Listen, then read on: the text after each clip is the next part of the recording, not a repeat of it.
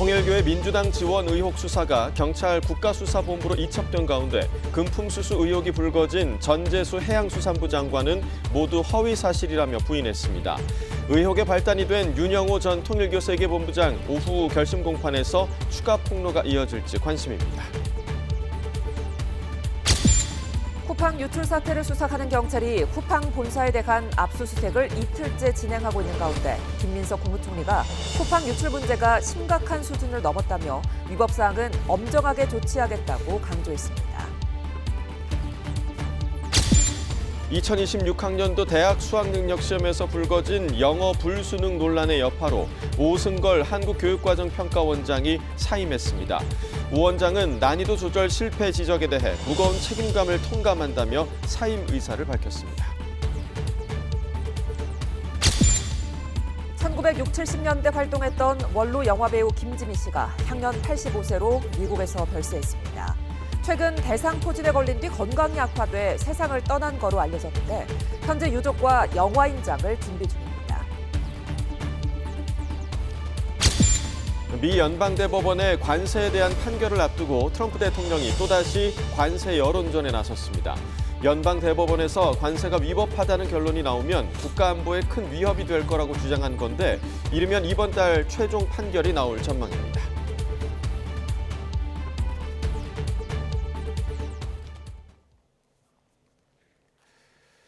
시청자 여러분 안녕하십니까. 수요일 뉴스나우 시작합니다. 먼저 조금 전에 들어온 소식부터 좀 전해드리겠습니다. 이재명 대통령이 특정 종교단체 의혹과 관련해서 엄정 수사를 지시했다라는 소식이 들어왔습니다. 이와 관련해서 여야나 지휘고하와 관계없이 엄정히 수사하라고 대통령이 지시를 한 것으로 전해지고 있는데요. 이 부분에 대해서는 최근에 불거진 통일교와 정치권의 유착 의혹을 겨냥한 것으로 해석되고 있습니다. 다시 한번 전해드리겠습니다. 이재명 대통령이 특정 종교단체와 정치인의 불법적 연루 의혹에 대해서 여야, 지휘고하와 관계없이 엄정한 수사를 할 것을 지시했다는 소식 조금 전에 들어와 있습니다. 더 자세한 소식 들어오는 대로 계속해서 보도해 드리겠습니다. 통일교로부터 금품을 수수했다는 민주당 인사가 전재수 해양수산부 장관이라는 의혹이 제기된 가운데 전 장관은 관련 의혹은 모두 허위라고 반박했습니다. 의혹의 발단이 된 윤영호 전 통일교 세계본부장 재판은 오늘 결심 공판이 진행됩니다. 취재기자 연결합니다. 안동준 기자. 네, 서울중앙지방법원입니다. 네, 어젯밤에 전 장관과 관련한 의혹이 제기된 건데 전 장관은 즉각 반박 입장을 냈다고요? 네, 전 장관은 어제 입장문을 통해 자신을 향해 제기된 금품 수수 의혹은 모두 허위라며 사실이 아니라고 밝혔습니다. 의정 활동은 물론 개인적 영역에서도 통일교를 포함해 어떤 금품도 받은 사실이 없다는 겁니다. 그러면서 근거 없는 진술을 사실처럼 꾸며 유포하는 행위는 명백한 허위 조작이라고 반발했습니다. 앞서 윤영호 전 통일교 세계본부장은 자신의 재판에서 민주당 장관급 인사 4명과 접촉했고 이 2명은 한학자 총재를 만났다고 주장했는데요. 이 가운데 1명이 전 장관이라는 의혹이 제기되면서 파장이 커지고 있습니다. 네, 이번 의혹의 발단이 된 윤 전 본부장 재판은 오늘 결심 공판이 진행되죠? 네, 그렇습니다. 법원은 오후 4시부터 윤 전 본부장의 정치자금법 위반 혐의 결심 공판을 진행합니다. 특히 윤 전 본부장의 최후 진술에 관심이 쏠리고 있습니다. 앞서 윤 전 본부장은 오늘 최후 진술에서 어디까지 이야기할 수 있을지 고민이라고 밝혔습니다. 관련 진술이 나온 지난 피고인 신문에서는 자신이 접촉했다고 주장한 민주당 인사의 실명을 밝히진 않았는데요. 오늘 최후 진술에서 전 장관을 포함해 의혹에 연루된 이들의 실명을 밝힐지도 주목됩니다. 민주당 금품 수수 의혹은 이제 경찰에서 수사하게 됐다고요? 네, 특검이 어제 민주당의 통일교 금품 수수 사건을 국가수사본부로 넘기면서 조만간 경찰이 수사에 나설 걸로 보입니다. 앞서 특검은 선택적 수사라는 비판이 일자 해당 사건은 특검법상 수사 대상에 포함되지 않는다고 반박했는데요. 다만 이첩 시기를 두고도 논란은 여전히 이어지고 있습니다.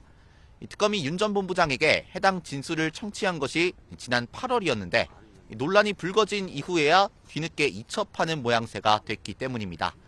만약 윤 전 본부장의 주장대로 지난 2018년 금품을 건넸다고 한다면 7년인 공소시효가 이번 달 안으로 만료될 수도 있는 상황입니다. 네, 특검의 다른 수사 상황도 전해주시죠. 네, 특검은 오늘 오전 10시부터 양평고속도로 특혜 의혹과 관련해 김건희 씨 오빠 김진우 씨를 참고인 신분으로 조사하고 있습니다. 앞서 공흥지구 의혹 등으로 특검 조사를 받았던 김진우 씨가 해당 의혹으로 소환되는 건 이번이 처음인데요. 앞서 특검은 윤석열 당시 대통령 당선자의 대통령직 인수위원회가 국토교통부의 종점 변경을 지시한 정황을 포착하고 수사를 이어가고 있습니다. 지금까지 서울중앙지방법원에서 YTN 안동준입니다.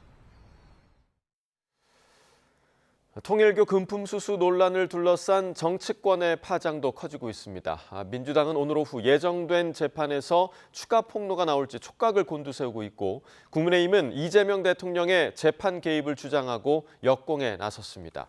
취재기자 연결합니다. 김다연 기자. 네, 국회입니다. 네, 통일교 논란에 정치권도 어수선하죠?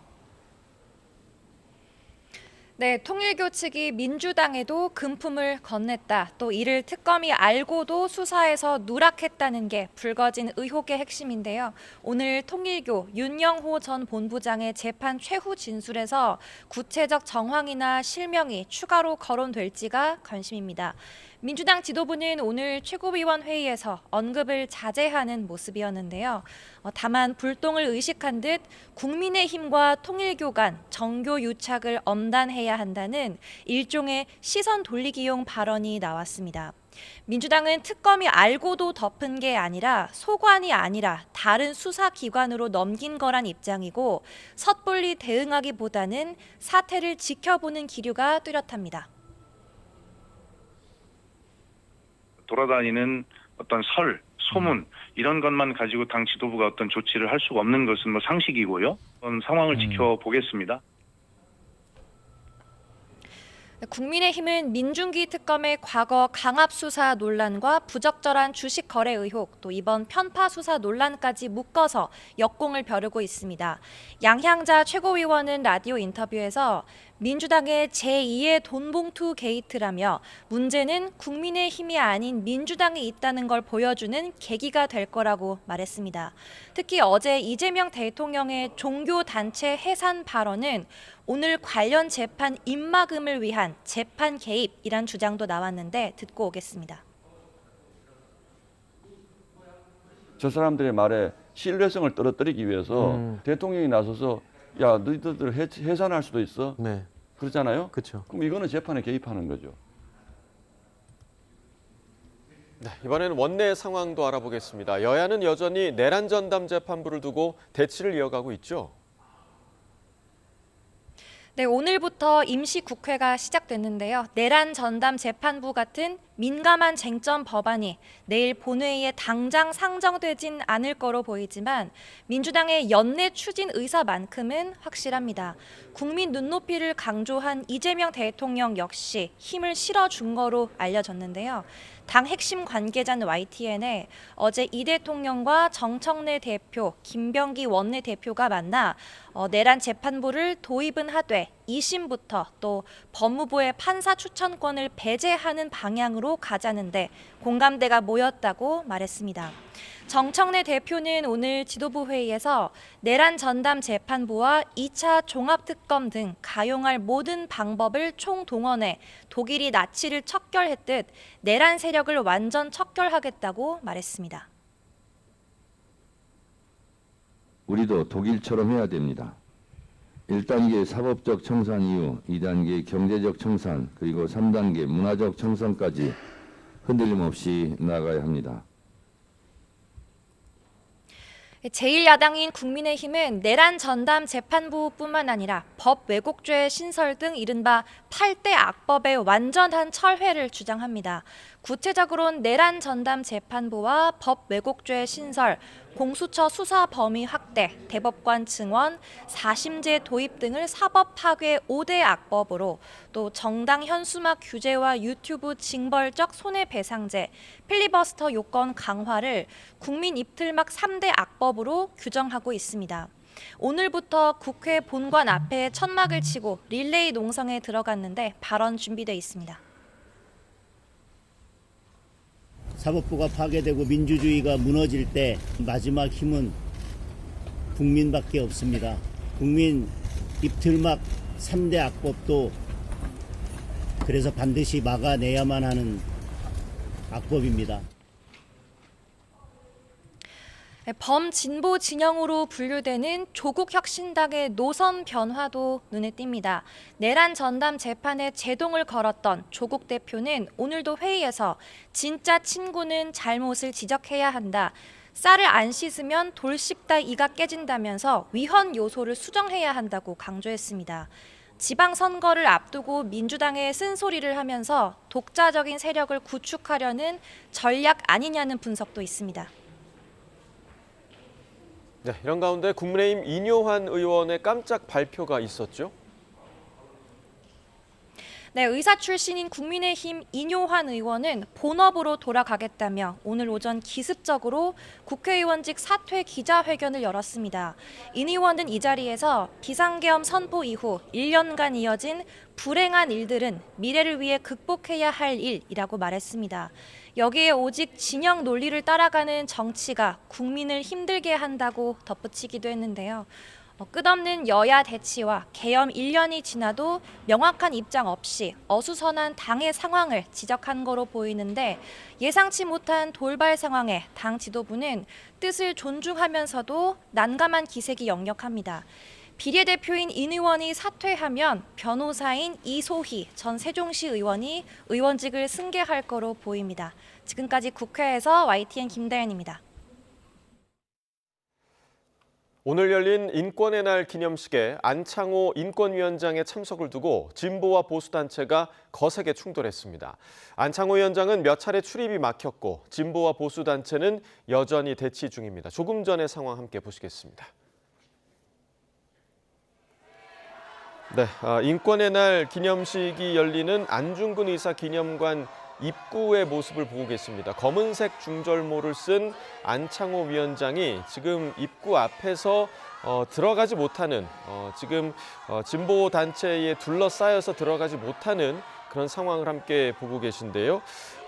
이번 그 행사에 안창호 위원장이 기념사 낭독차 참석할 예정이었는데 진보 성향의 시민단체가 안 위원장의 행사장 입장을 저지했습니다. 국가인권위 바로잡기 공동행동이라는 시민단체인데 이 시민단체는 안 위원장이 12.3 내란을 비호하는 등 반인권적인 행보를 보여왔다며 이번 인권의 날 기념식에 안 위원장이 참석할 자격이 없다 이렇게 주장을 하고 안 위원장의 입장을 막은 모습을 함께 보고 계십니다. 이에 맞서서 보수 성향의 단체 자유인권실천 국민행동도 안 위원장의 인권 정책을 지지한다며 지금 진보 시민단체에 맞서는 모습을 보였는데요. 관련된 소식 추가로 들어오는 대로 저희가 계속해서 전해드리겠습니다. 김민석 국무총리는 쿠팡 고객 정보 유출 문제가 심각한 수준을 넘었다며 위법 사항은 엄정하게 조치하겠다고 강조했습니다. 김 총리는 정부 서울청사에서 쿠팡 사고 대응 등을 논의하는 국가정책조정회의를 주재하며 디지털 사회에서 국민의 정보 보호는 플랫폼 기업의 가장 기본적인 책무라며 이같이 말했습니다. 또 최근 SNS를 통해 생성형 AI 등을 활용한 허위 과장 광고가 급속히 확산하고 있다며 이는 중대한 범죄 행위고 과징금 대폭 상향과 함께 징벌적 손해배상을 도입하겠다고 말했습니다. 쿠팡 정보 유출 사태를 수사하는 경찰이 이틀째 쿠팡에 대한 압수수색을 진행하고 있습니다. 영장에는 중국 국적의 전직 직원이 피의자로 적시됐는데 경찰은 유출 범행과 관련한 자료 확보에 주력할 것으로 보입니다. 현장에 취재기자 나가 있습니다. 조경원 기자.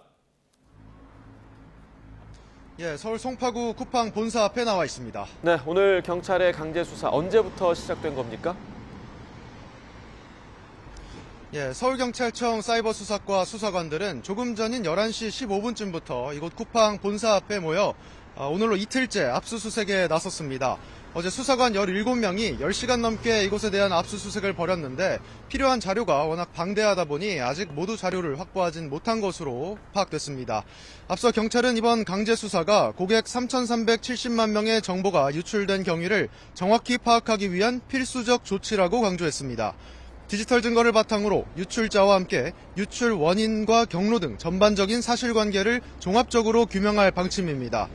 앞서 쿠팡은 일부 로그 기록을 이미 제출해왔는데 경찰은 압수물과 비교 분석하며 사태 전반을 살펴볼 것으로 보입니다. 네, 이번 사태의 유력 용의자로 지목됐던 전직 직원이 이번에 피의자로 적시됐다고요? 네, 그렇습니다. 어제 경찰이 쿠팡 측에 제시한 영장에는 인증 시스템 개발 업무를 맡았던 중국 국적의 전직 직원 A씨가 피의자로 적시됐습니다. A씨에게는 정보통신망법상 비밀 누설과 침입 혐의가 적용됐습니다. 그런 만큼 경찰은 이번 강제 수사에서 A씨의 범행과 관련한 구체적인 자료를 확보하는 데 집중하고 있는 것으로 보입니다. 정부 조사 결과 A씨는 지난해 12월 퇴사한 뒤 지난 6월 말부터 5개월에 걸쳐 고객 정보를 빼냈는데 쿠팡은 지난달이 돼서야 이 사실을 인지했습니다. 이에 따라 경찰은 쿠팡 측 보안 체계의 취약점도 들여다보고 있는데 압수물 분석을 바탕으로 수사에 속도를 낼 전망입니다. 이런 가운데 경찰은 일부 언론이 쿠팡이 대관 업무를 위해 비밀리에 운영하고 있다고 보도한 강남의 사무실은 아직 강제 수사 대상이 아니라고 밝혔습니다. 지금까지 서울 송파구 쿠팡 본사에서 YTN 조경원입니다. 수능 출제를 책임지고 있는 한국교육과정평가원 오승걸 원장이 전격 사임했습니다. 올해 수능 영어 난도가 지나치게 높아서 입시에 혼란을 준 것에 책임을 통감한다고 밝혔는데요.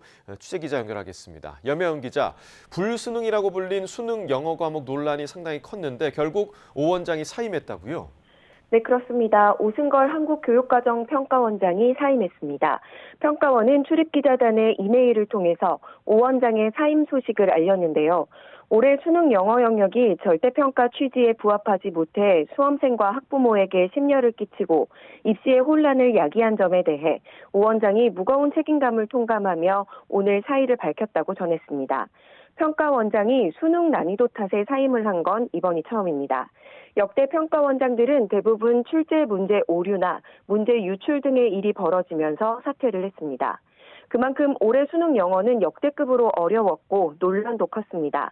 1등급 비율이 6에서 10% 정도가 나왔을 때 적정 수준인 거로 여겨지는데 이번엔 3.11%로 절대평가 도입 뒤 가장 낮은 수준이고 지난해와 비교해보면 1등급 비율이 반토막이 났습니다. 앞서 수능 채점 브리핑에서 오 원장은 이와 관련해 유감을 표명하고 사과문을 올리기도 했습니다.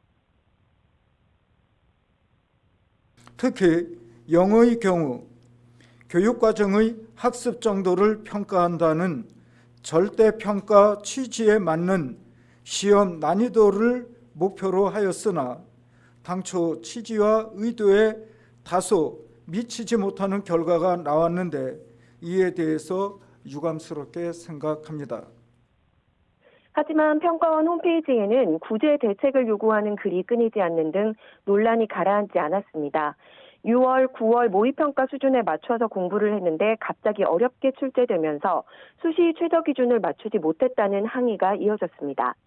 상대평가인 다른 과목보다도 1등급 비율이 낮게 나오자 교육부도 영어 문제 출제와 검토 과정에 대한 조사에 착수했습니다.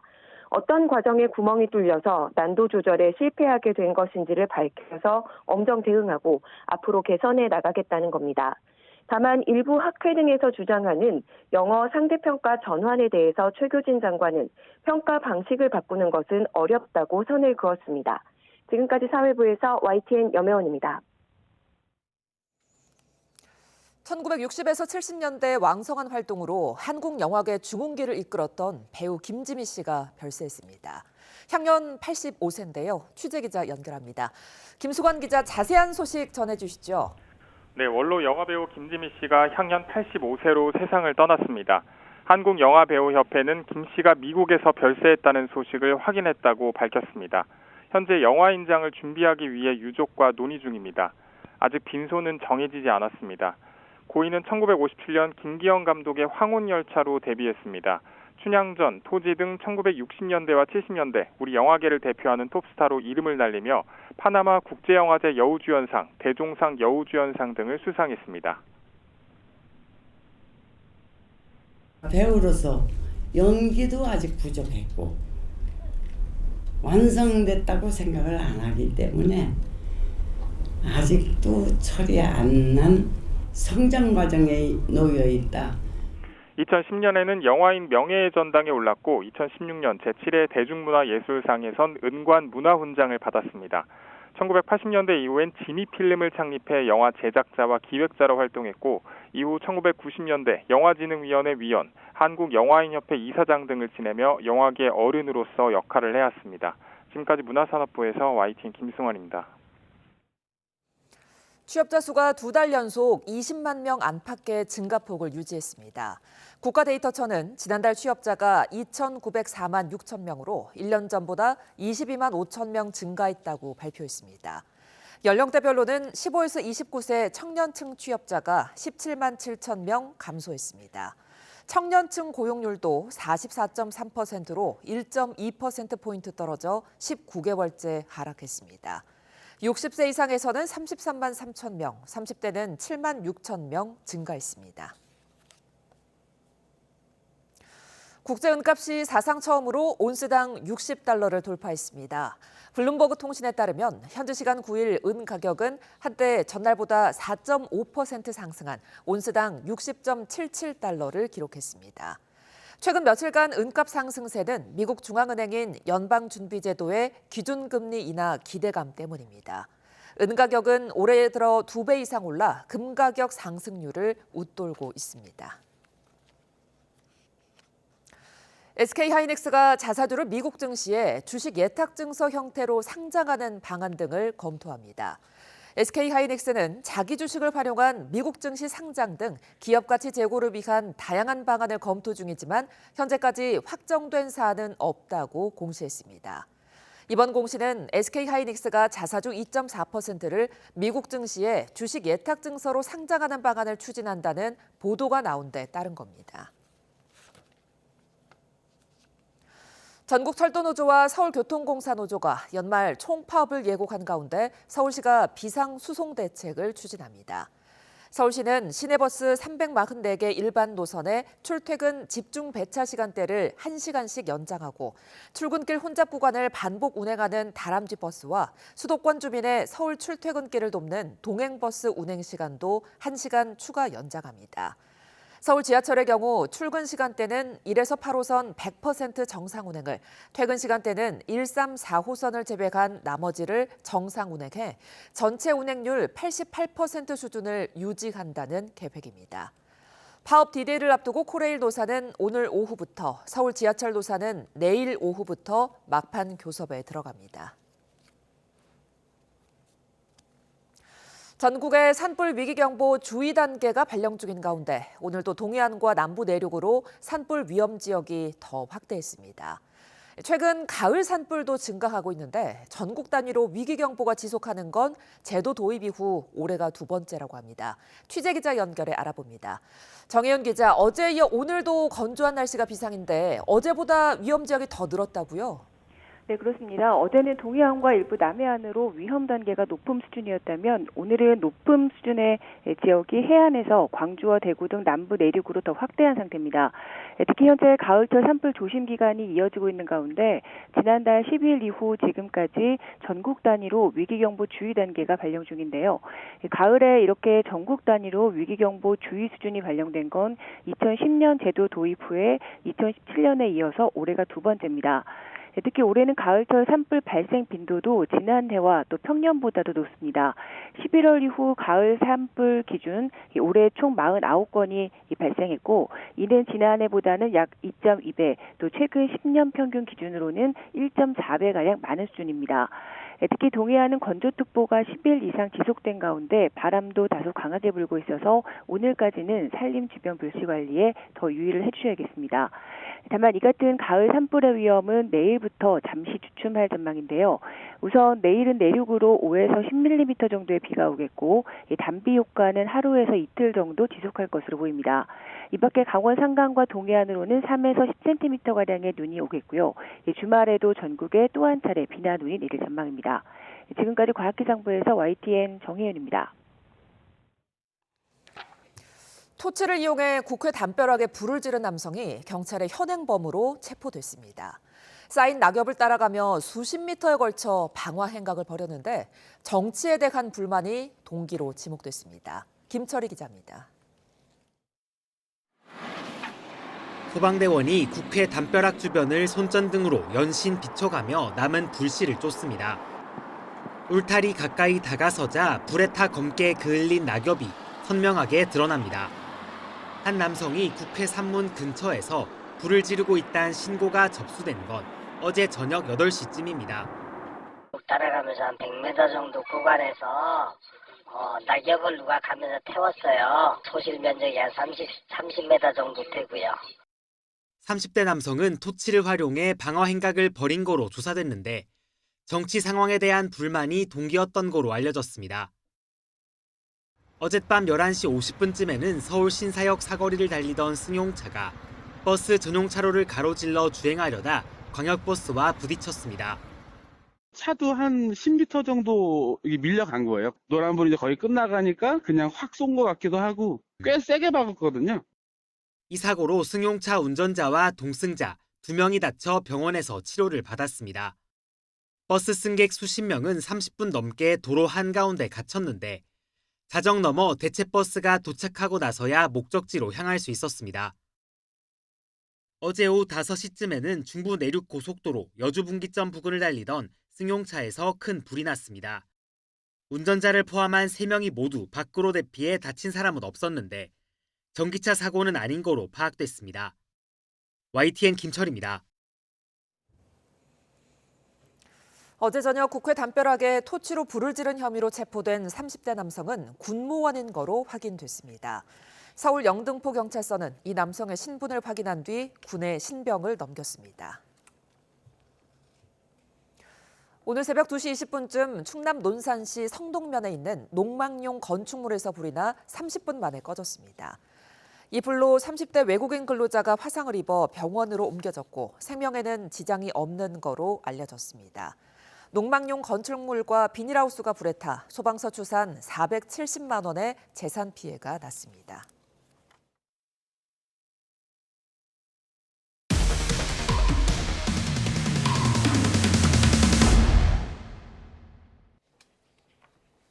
네, YTN은 지난 10월 스스로 세상을 떠난 이동통신사 대리점 직원 고 박성범 씨에 대한 폭행과 임금체불 의혹을 연속 보도해드리고 있는데요.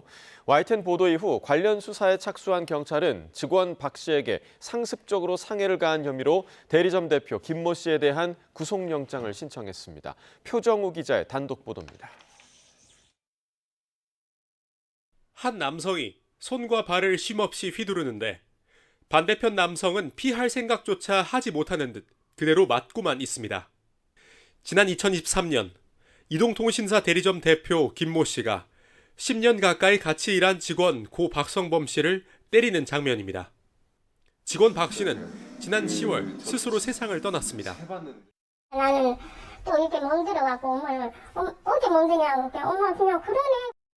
박 씨의 죽음 뒤 유가족은 경찰에 대표의 상습 폭행 의혹을 밝혀달라고 요청했지만 돌아온 건 수사 개시가 어렵다는 답변이었습니다. 지난달 YTN 첫 보도 이후에야 수사에 착수한 경찰은 대표 김 씨에 대한 소환 조사를 거쳐 구속영장을 신청했습니다. 경찰은 대표 김 씨가 직원인 박 씨와 10년 가까이 일하면서 상습적으로 폭행해 다치게 한 정황을 확인했다고 밝혔습니다.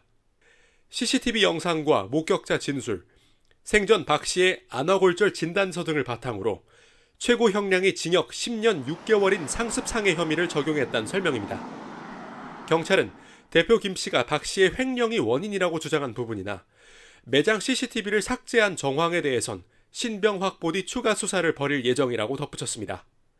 또 노동부에서 진행 중인 김 씨의 임금 체불 의혹 조사 결과도 주목됩니다.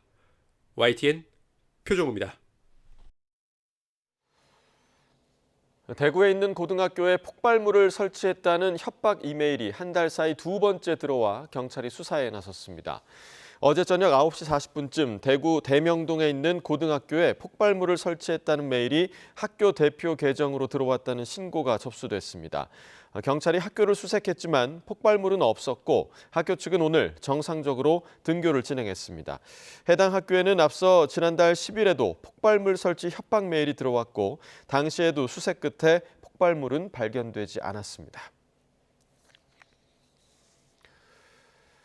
은행의 가계대출 관리 강화로 지난달 금융권 가계대출 증가세가 소폭 꺾였습니다. 금융위원회, 금융감독원이 공개한 가계대출 동향에서 11월 금융권 가계대출 오름폭은 4조 1천억 원으로 10월보다 8천억 원 줄었습니다. 이 가운데 주택담보대출은 2조 6천억 원 늘어 증가폭이 줄었는데 은행권과 달리 제2금융권에서 주담대 오름폭이 확대됐습니다. 한국은행이 발표한 11월 은행권 가계대출 증가폭은 1조 9천억 원으로 직전 달보다 증가 규모가 절반가량 줄었습니다. 주택담보대출은 7천억 원 늘어나는 데 그쳤는데 지난 2024년 3월 이후 1년 8개월 만에 가장 낮은 수준입니다. 금융당국은 내년 상반기에도 지방 주택담보대출에 대해 2단계 스트레스 DSR 규제를 그대로 적용하기로 했습니다. 금융위원회는 관계기관과 함께 가계부채 점검회의를 열고 내년 상반기 스트레스 DSR 운영 방안을 논의했습니다. 지방의 경우 가계부채에 미치는 영향과 부동산, 건설 경기 상황 등을 고려해 3단계 스트레스 DSR보다 낮은 스트레스 금리를 적용할 방침입니다. 또 금융위와 주택금융공사는 전세대출 보증 심사 과정에서 내년 1월 2일부터 6개월 내 감정평가 금액도 주택가격으로 인정하는 방안을 시행할 계획입니다.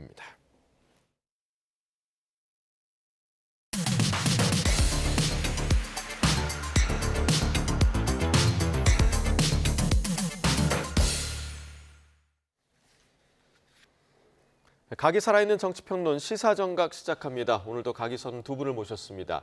전주의 전 국민의힘 의원, 박원석 전 정의당 의원 나오셨습니다. 어서 오십시오. 네, 반갑습니다. 네.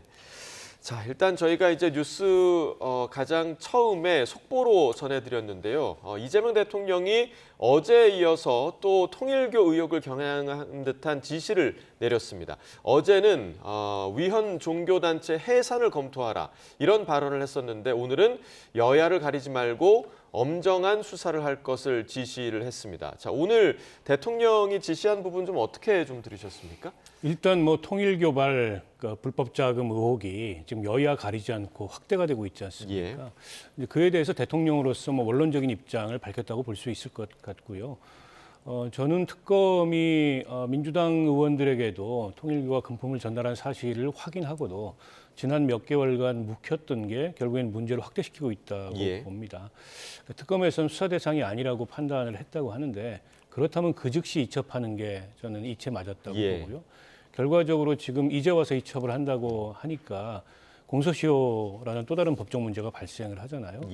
여기에 어떤 의도나 고의성이 없다고 보기 어려워요. 그래서 저거는 또 별도의 수사 대상이 될 수밖에 없는 이제 그런 상황으로 가고 있다. 안타까운 생각이 들고요. 뭐 대통령께서는 원론적으로 여야 지휘고와 따지지 말고 엄정 수사하라. 그리고 이제 이 대통령이 통일교를 겨냥을 직접 하지는 않았지만 통일교를 겨냥하는 것으로 보이는 어쨌든 헌법에 어긋나는 종교단체의 정치 개입이나에 대해서 뭐 해산까지 검토를 해봐라 이런 얘기를 하셨는데 그것도 한편으로는 이제 원론적인 의견이기도 하고 다른 한편으로는 과거에 이제 신천지가 방역법 위반했을 때 경기도지사 신분으로 사법경찰관을 행사해서 이만희 씨 체포하겠다. 이러고 이제 신천지의 본당에 찾아갔던 적이 있었습니다. 맞습니다.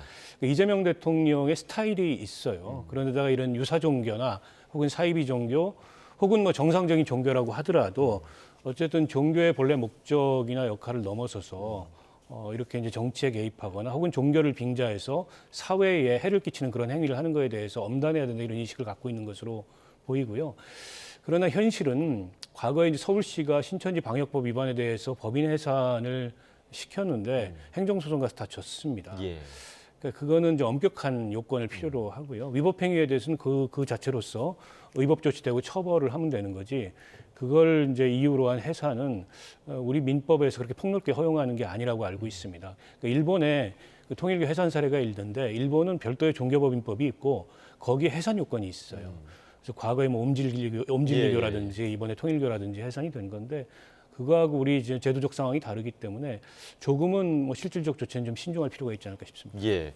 자, 일단 지금 말씀해 주신 것처럼 특검에서 이 사안을 인지한 즉시 이첩하지 않은 그 아쉬움이 있다고 얘기를 해주셨고 지금 어찌됐든 이 사안이 국수본으로 이첩이 됐고 그 이후에 대통령의 발언이 또 나온 건데 어제 오늘 지금 이틀 연속으로 통일교를 겨냥한 듯한 발언이 계속 나오고 있거든요.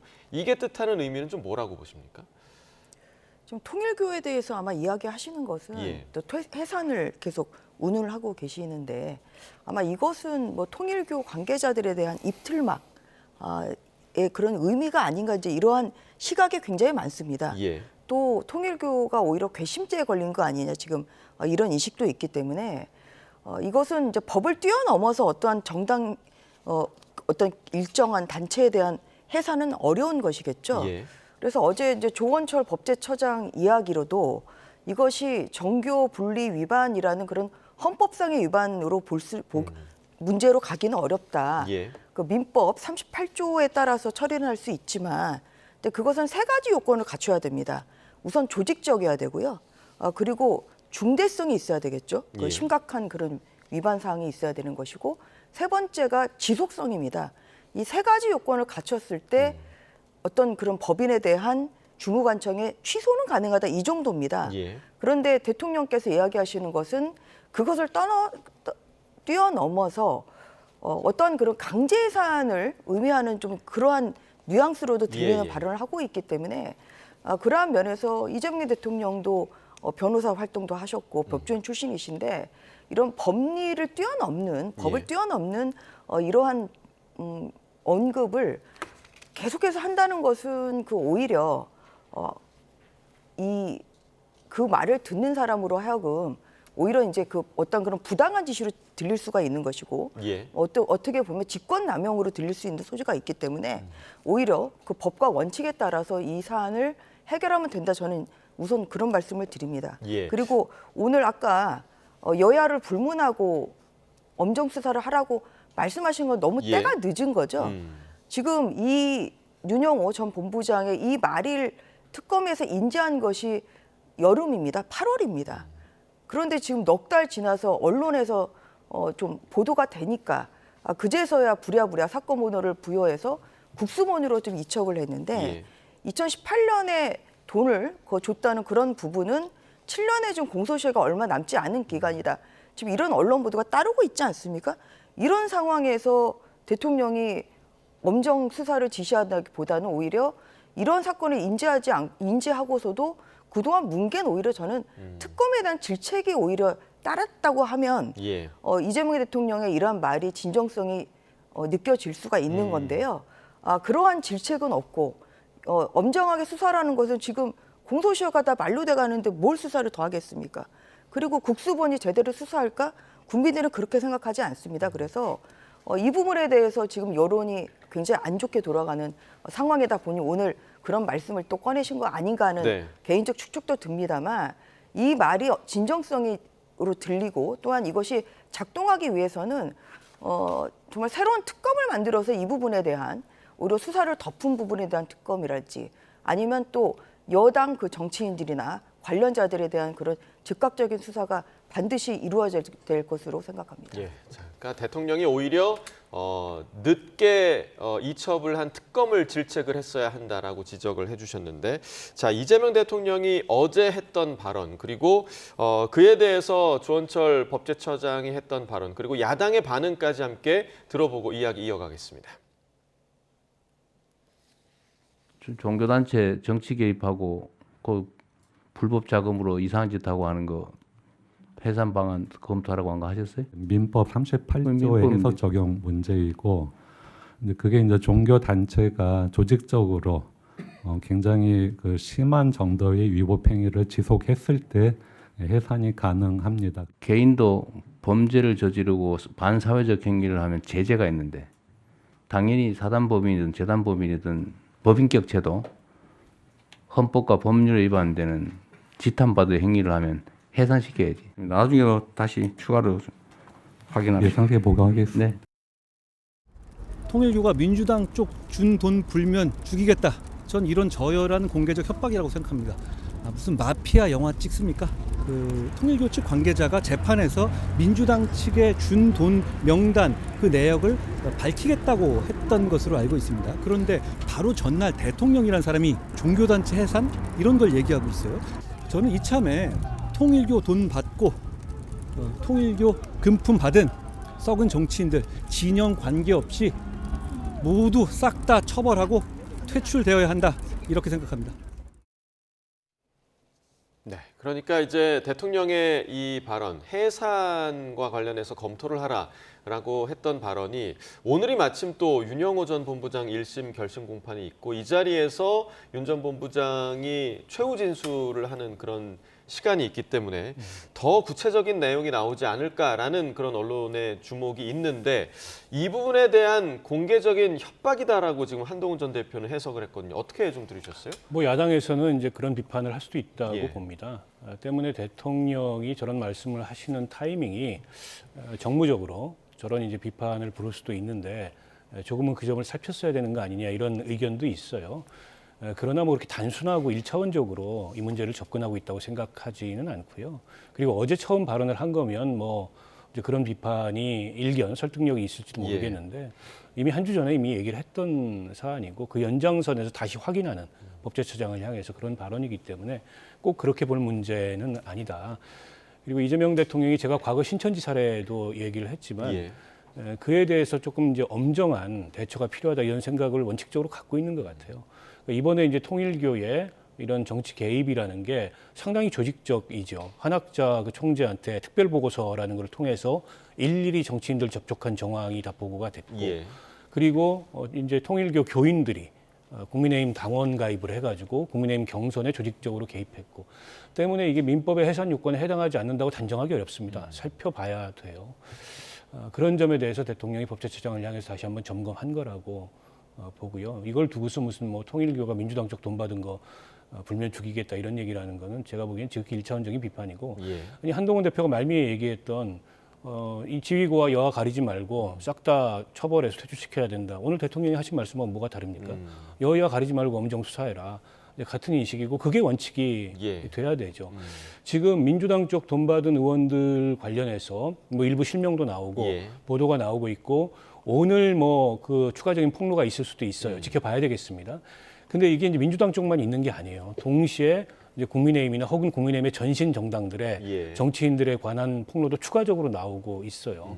그러니까 여야 모두에 해당하는 문제고 또 당시에 대선 시기였던 점을 감안한다면 통일교는 양쪽에 다 보험을 들었을 겁니다. 누가 될지 모르는 상황이었거든요.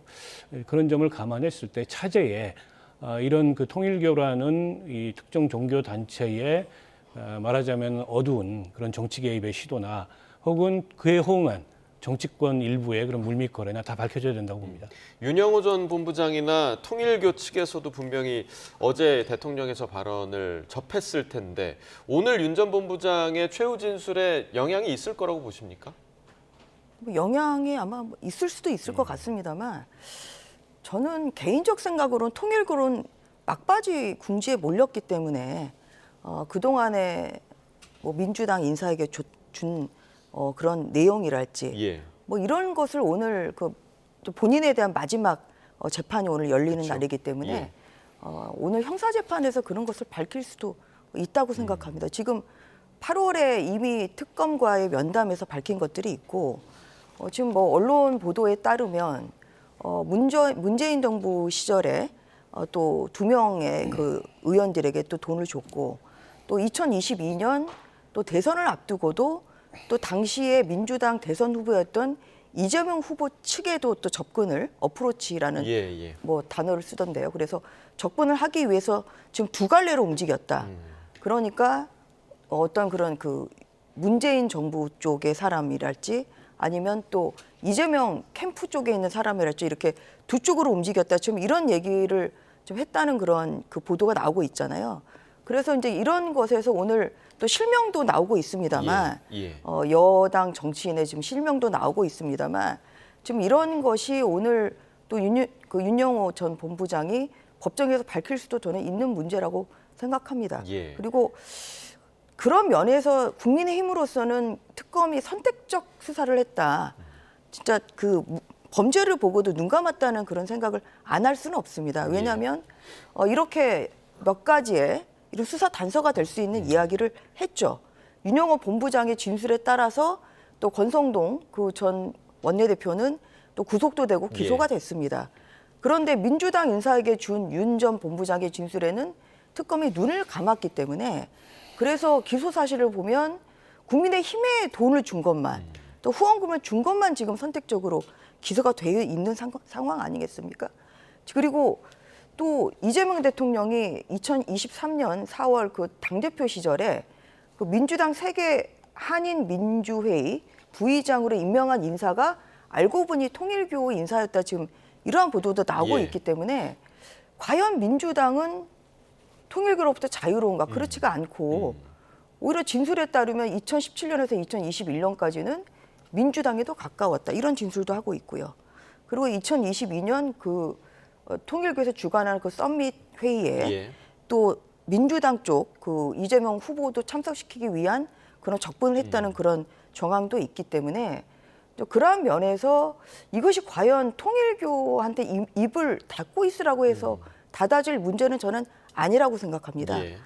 그런 면에서 오늘 윤영호 전 본부장의 또 말에 귀추가 쏠리는 것은 맞습니다만 일단 국수본에 또 수사를 지금 의뢰를 특검에서 한 상황이고 대통령이 오늘 엄정 지시를 지금 주문을 하셨으니까 거기에 따라서 즉각적으로 국민의힘에 했던 그러한 수사의 잣대를 민주당에도 좀 대서 집단적인 그러한 입당을 한 사례가 있는지 국민의 뭐 힘뿐만 아니라 민주당에도 또한 자금이 주고 갔다면 그러한 것을 속속들이 밝혀야 아마 국민들의 궁금증이나 아니면 지금 보고 있는 그런 의혹이 해소되지 않을까 생각합니다. 지금 구체적으로 여권에서 이제 이름이 거론된 인물이 바로 전재수 해수부 장관입니다. 지금 뭐 해외 출장 중이라고는 하는데 내일 기자회견을 이제 귀국을 해서 바로 하겠다라고 밝힌 상황이고 지금 전재수 장관 같은 경우는 차기 부산시장 후보로 거론되고 있기 때문에 이렇게 되면 민주당의 내년 지방선거 전략에 좀 차질이 생기는 거 아니냐라는 지금 전망도 좀 나오고 있거든요. 아무래도 영향을 미치겠죠. 뭐 지방선거에도 영향을 미치겠지만 어쨌든 현직 장관이지 않습니까? 그렇게 되면 이제 이 정부의 뭐 도덕성이나 이런 것에도 영향을 줄 수밖에 없고요. 물론 아직 사실로 드러나는 건 없습니다. 어쨌든 윤영호 씨의 그 주장이고 전재수 장관은 SNS를 통해서 그 일체에 대해서 다 부인을 했고 내일 기자회견을 통해 가지고 밝히겠다라고 얘기를 했습니다. 근데 이제 윤영호 씨가 특검에 진술한 정황이 굉장히 구체적이에요. 전재수 의원이 찾아왔다는 거고 당시에 그리고 한학조 총재도 만났다는 거고 뭐 돈을 어디에 담아서 뭐 어떤 브랜드의 시계 뭐 이런 얘기까지. 그래서 만약 사실이 아니라면 그러면 윤영호 씨나 통일교가 저런 얘기를 만들어내서 전재수 지금 장관을 함정에 빠뜨릴 동기가 뭘까? 크게 없어 보이거든요. 그런 면에서 이 사건은 어쨌든 수사를 통해서 밝혀야 될 것 같고 이제 한 가지 변수가 공소시효 문제가 있습니다. 그 지금 통일교 내부에 그 한학자 총재에 대한 특별 보고서가 작성된 시점이 2018년 9월 10일이에요. 그러면 그 날을 기준으로 만약 본다면 시효가 지났거든요. 공소권이 없어요. 그래서 일각에서는 특검이 공소시효를 의식해가지고 이걸 뭉갠 거 아니냐. 이첩도 안 하고 수사도 안 하고 이런 의심마저 나오고 있습니다. 물론 특검이 이거를 그 윤영호 씨로부터 진술을 접수했던 시점도 8월이었거든요. 시효가 얼마 안 남은 시점이었습니다. 그렇기 때문에 더더욱 수사를 할 건지 아니면은 이첩을 시켜서 수사기관으로 다른 수사기관으로 하여금 수사를 하도록 할 건지 결정을 했어야 되는데 이제 특검에서는 별도의 수사 보고서를 작성했다고 합니다만 그것도 3개월 지나서 작성이 됐다는 거 아닙니까? 여러모로 그 특검의 이제 당시에 그런 결정이나 이런 게 석연치 않은 면이 있고요. 일단 전재수 장관 개인에 관한 판단은 지금 당장은 뭐 단정적으로 얘기할 수는 없다고 보고 내일 기자회견까지 보고서 또 이런저런 뭐 상황 판단이 있지 않을까 싶습니다. 네, 윤 전 본부장의 진술의 그 구체성이 의미하는 것이 무엇이냐. 그러니까 내일 아마 기자회견을 통해서 조금 더 이제 드러나지 않을까라는 생각이 드는데 이렇게 윤 전 본부장 진술에서 민주당 의원들의 이름이 나온 직후에 국민의힘 쪽의 공격이 거세지자 오늘 아침 윤건영 의원 이런 반격에 나서기도 했습니다. 그 내용도 들어보겠습니다. 공소시효가 아니 공소시효가 이게 다 끝난대요. 12월에. 공소시효가 언제로 형성되는지는 아무도 모르는 거잖아요. 지금 알겠습니다. 오히려 어제 음성 녹음을 보면 나경원 의원이 미국에서 펜스가 왔을 때 윤석열 전 대통령 일정을 만들기 위해서 그리고 자기가 역할을 하기 위해서 한 부분들 나왔잖아요. 그런 부분들은 대통령 선거에 실제로 통일교가 개입한 거 아니냐라는 의혹. 들이 있는 거 아닙니까? 저는 이런 것들에 대해서 법과 원칙대로 철저하게 진상을 규명해야 된다. 그리고 잘못을 저지른 거에 대해서는 그 합당한 처벌을 해야 된다라고 보는 겁니다. 그 부분도 수사해야 된다고 보시는 거예요? 나경원 의원 관련 건도? 당연하지 않을까요? 자, 지금 윤건영 의원이 얘기한 사안은 또 새로운 사안입니다. 그러니까 윤석열 전 대통령이 이제 후보였을 때 나경원 의원이 중간에서 미국과의 연결고리를 만들려고 했다라는 이야기인데 이 부분 좀 어떻게 좀 들으셨어요? 그러니까 윤건영 의원의 지금 저 이야기는 전형적인 물타기 수법이죠. 쟁점을 완전히 흐리는 거 아니겠습니까? 지금 여기서 핵심은 통일교가 어떻게 그 정치에 관여를 했는지, 그러니까 누구에게 돈을 줬고 또 후보가 어떠한 그런 만남을 가지기 위해서 또 누구에게 접근을 했고 이런 거잖아요. 그런데 지금 윤건영 의원이 이야기하는 것만 들어봐도 나경원 의원은 펜스 부통령과의 어떠한 그런 역할을 하려고 했던 거지 지금 통일교의 티웃도 안 나오고 있습니다. 근데 이걸 뭘 수사를 해야 된다는 말입니까? 나경원 의원이 또 삼선 시절에 외교통일 그 위원장도 하셨고 또 미국 쪽에 뭐 나름대로의 그런 네트워킹이 있습니다. 그래서 뭐 이런 것을 통해서 또 본인이 어떠한 그런 그 펜스 부통령과의 뭐 면담을 주선했는지 사실 그것도 물론 또 본인에게 확인을 해봐야 될 문제입니다만 지금 이 사안이 지금 나경원 의원이 어떠한 역할을 했는지 지금 이거는 본질에서 완전히 벗어난 거거든요. 예를 들어서 그러니까 지금 중요한 것은 통일교가 누구에게 언제 돈을 줬냐, 그리고 쪼개기 후원이나 이런 것을 했느냐, 뭐 이런 거 아니겠습니까? 지금 여기서 완전히 본질이 벗어난 부분이기 때문에 저는 이런 그 민주당의 물타기 이런 것은 자제해 주십사 하는 그런 말씀을 드리는 바입니다. 근데 저게 이제 통일교 간부하고 나경원 의원하고 통화 내용을 어제 법정에서 튼 겁니다. 육성이 다 나왔고요. 지금 통일교는 지난 대선 시기에 어쨌든 국민의힘에 전방위적으로 어떤 다리를 놓고 개입하고 영향력을 행사하기 위해서 심지어 경선 과정에 당원 가입 시켜가지고 특정 후보를 미는 이런 행위까지 있었지 않습니까? 그리고 거슬러 올라가서 국민의힘 대선 경선에도 뭐 신천지 통일교 이런 종교들이 개입했을 거다 이런 의혹도 있어요. 그러니까 이게 이제 금품 전달 문제가 중요한 이슈긴 한데 그것만이 아니고 다양한 형태로 어쨌든 통일교가 정치권에 접근하고 로비를 시도한 거고 다양한 형태의 유착이 있었다. 마크 펜스 전 부통령이 국내 통일교 초청으로 온 겁니다. 그리고 그 윤석열 당시 후보하고 서울 시내 모 호텔에서 단독 회동을 가졌어요. 그거를 이제 주선하기 위해서 분주하게 윤석열 캠프 주변에서 움직였고 통일교 측에서도 그게 장래에 대통령 될 가능성이 있는 사람이니까 자기들한테 좋겠다 싶어서 그걸 주선한 겁니다. 나경원 의원이 통화하는 내용을 보면은 이게 꼭 성사됐으면 좋겠고 제3의 장소, 그 얘기는 이제 통일교가 연상되는 장소가 아닌 이를테면 호텔이나 뭐 당사나 이런 데서 했으면 좋겠고 나를 통해서 했으면 좋겠다. 이렇게 발언하는 게 나와요. 무관치 않고요. 그리고 본질에서 크게 벗어나지 않고 전반적으로 통일교와 정치권의 유착 문제입니다. 유착엔 꼭 금품만 있는 게 아니에요. 그런 면에서 저는 수사 대상이 될 수도 있는 이슈라고 봐요. 여기서 언급된 게 이제 나경원 의원뿐만이 아니라 민주당 정진상 전 실장의 이름도 언급이 됐는데 사실 그건 이제 통일교 관계자들끼리 통화하면서 정진상한테 접근하자. 근데 이제 실제 정진상한테 접근이 됐는지 접근의 대상을 그러니까 언급을 언급을 한 거죠. 그리고 정진상 당시에 뭐 정무실장이었던가요?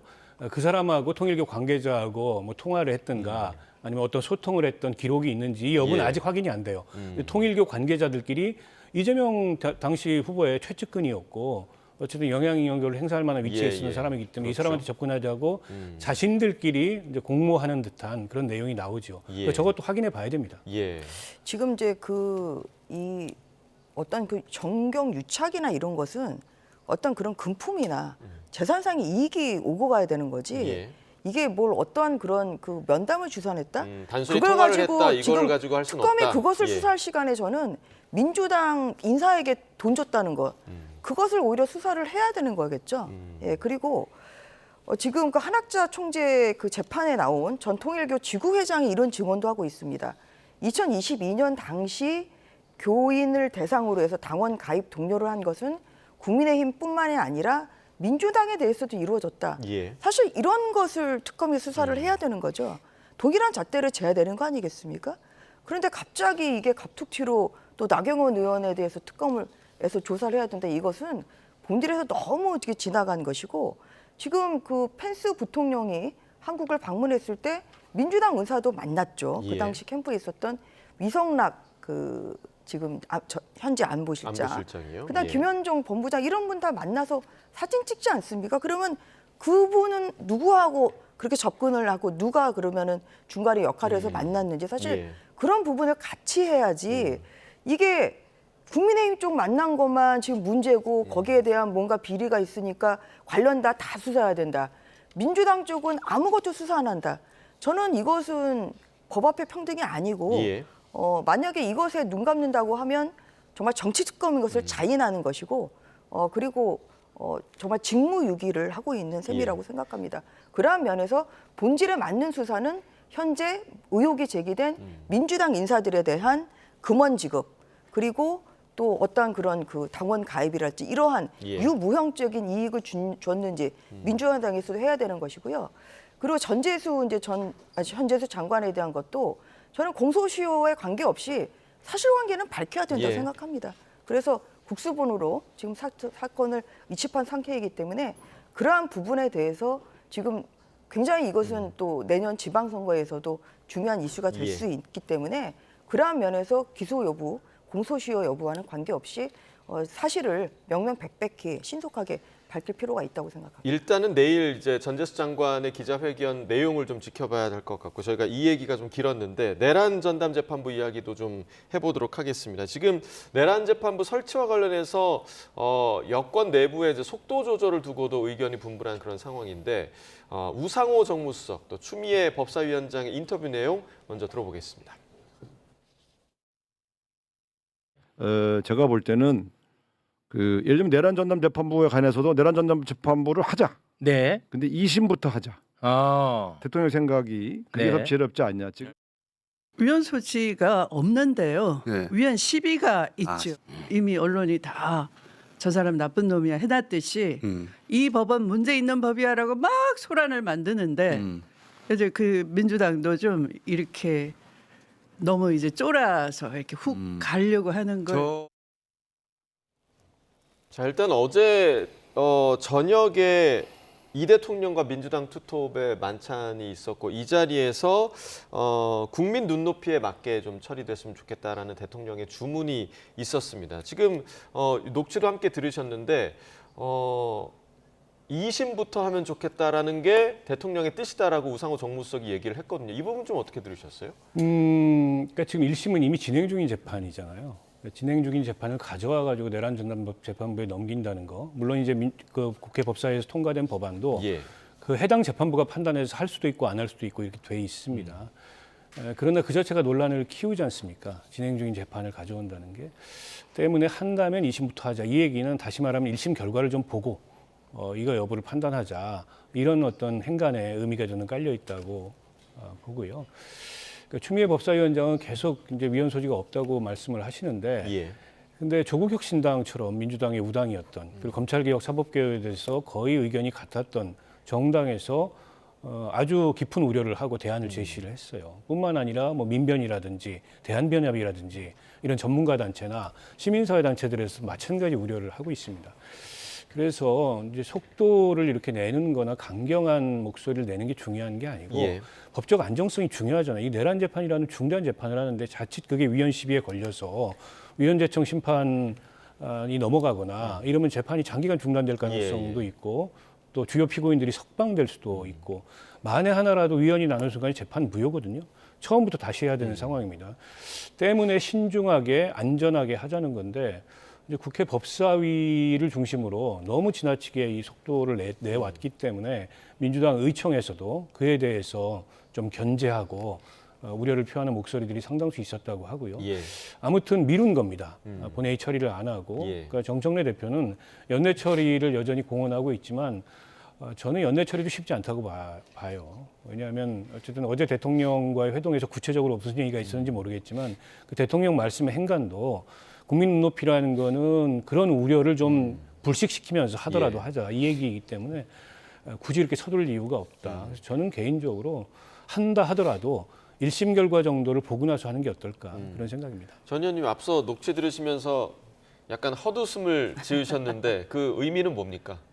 1심에서 특별재판부를 설치하면 그건 위헌이고 2심에서 설치하면 그 위헌이 아니다. 그런 건 아니지 않습니까? 특별재판부 자체가 위헌입니다. 그래서 이거를 2심에서 설치한다고 해서 합법화되느냐 저는 그건 아니라고 생각하고요. 아까 대통령께서 국민 눈높이를 말씀하시는데 국민 눈높이를 말씀하시면 이 법은 당장 폐지를 해야 되는 법이죠. 아예 지금 그 발의한 것을 오히려 좀 철회를 해야 되는 그런 상황입니다. 지금 이번 주에 그 법원장들 회의뿐만 아니라 전국 법관회의에서도 이 내란 특별재판부는 이것은 사법부의 독립을 침해하는 위헌적인 법이라고 그렇게 의견을 모았습니다. 그리고 또 뭐 다른 뭐 대한변협도 뭐 그런 의견을 냈습니다만 그러면서 무슨 얘기를 하냐면은 이런 그 사법부와 관련한 법안을 처리를 하는 데 있어서는 사법부의 의견이 존중이 돼야 되고 또 사법부의 의견도 경청해야 된다 이런 얘기를 했거든요. 그런데 아까 보십시오. 아까 저기는 저 자리는 대통령하고 그리고 이 당 지도부가 결국은 사법부는 쏙 빼고 지금 저렇게 협의를 하고 있잖아요. 거기에서 사법부에 대해서 내란 특별재판부를 설치를 하고 이런 것이 사법부가 패싱된 단계에서 내밀하게 진행이 되고 있다는 것 자체가 지금 상권 분립을 위반하는 저는 장면이라고 생각합니다. 저 장면이. 그래서 그 사법부의 어떤 그런 그 자체적으로 특별재판부를 만들면 모르겠습니다만 이것을 법으로 강제한다는 것 자체가 상권 분립을 중대하게 침해하는 위헌적인 법이고요. 뭐 예를 들어서 지금 여론이 좀 안 좋고 그리고 뭐 이러니까 1심은 그냥 그대로 하고 2심 때 하자? 그것도 마찬가지로 똑같이 위헌적인 법이라는 것을 다시 한번 저는 강조하는 바입니다. 그리고 또 한 가지 말씀드리면 그럼 왜 1심에서 물러난 걸까? 왜냐하면은 지금 이 법이 시행이 되면 재판 지연이 뻔하거든요.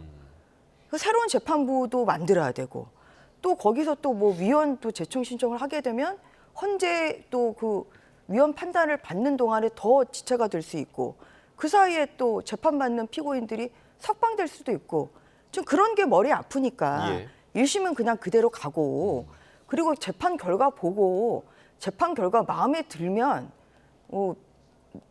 대통령 그 정부나 아니면 여당이 생각하는 그러한 마음에 드는 판결이 나오면 이 법을 그냥 관철하지 않고 마음에 들지 않는 판결이 나오면 관철하겠다 저는 그러한 의미로 들리거든요. 그래서 그런 면이기 때문에 이 위헌적인 이 특별재판부 법은 이것은 당장 중단해야 된다는 말씀을 다시 한번 강조하는 바입니다. 조금만 짧게 부탁드리겠습니다. 전담재판부법이 어떤 경우에도 위헌인 건 아니고요.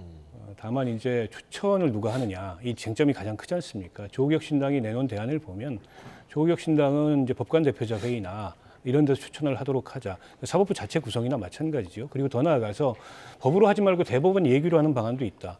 이런 방안들까지 종합적으로 검토해서 할 수 있다고 보고 과거에 세월호 사건 때 사법부 내부에서 세월호 전담재판부 안을 냈던 적이 있었어요. 물론 하지는 않았습니다.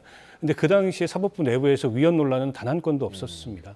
때문에 지금 법이 어떻게 보면 법무부 추천이라든지 헌재 추천이라든지 어떻게 보면 사법부의 독립성을 침해할 수 있고 좀 기존의 관행에 맞지 않는 그런 추천을 갖고 있어서 논란이 있는 건데 그런 점을 보완한다면 이걸 입법한다 그래서 그 자체 위헌이라고 보는 건 좀 비약이라고 생각합니다. 아까 말씀하신 대로 그거는 사법부의 의견이 많이 들어간 법이기 때문에 그러한 면에서 이러한 법을 시행을 만들고 또한 국회 통과를 하는 데 있어서는 사법부의 사법부가 목소리를 자발적으로 들어야 해야 된다는 예. 그런 말씀을 드리는 겁니다. 근데 지금은 그런 상황이 아니기 때문에 어제 회동은 그때와 여당 지금은 대표가 대통령 간의 다르다는 회담에서 말씀을 이 지금 안건만 있는 게 드리는 아닌데 거죠. 예. 거기에 사법부 대표가 안 앉았다 그래서 저게 사법부 독립 침해 현장이라는 거는 비약이죠. 알겠습니다. 자, 저희가 시간이 없어서 마지막으로 짧게 지금 오늘 국민의힘 이뇨한 의원이 의원직 사퇴를 했어요. 그러니까 어제 사실 국회 정기국회 마지막 날 본회의장에서 이렇게 우원식 의장과 나경원 의원이 이제 부딪히는 장면도 있고 했는데 그 다음 날에 이렇게 사퇴를 한 거라서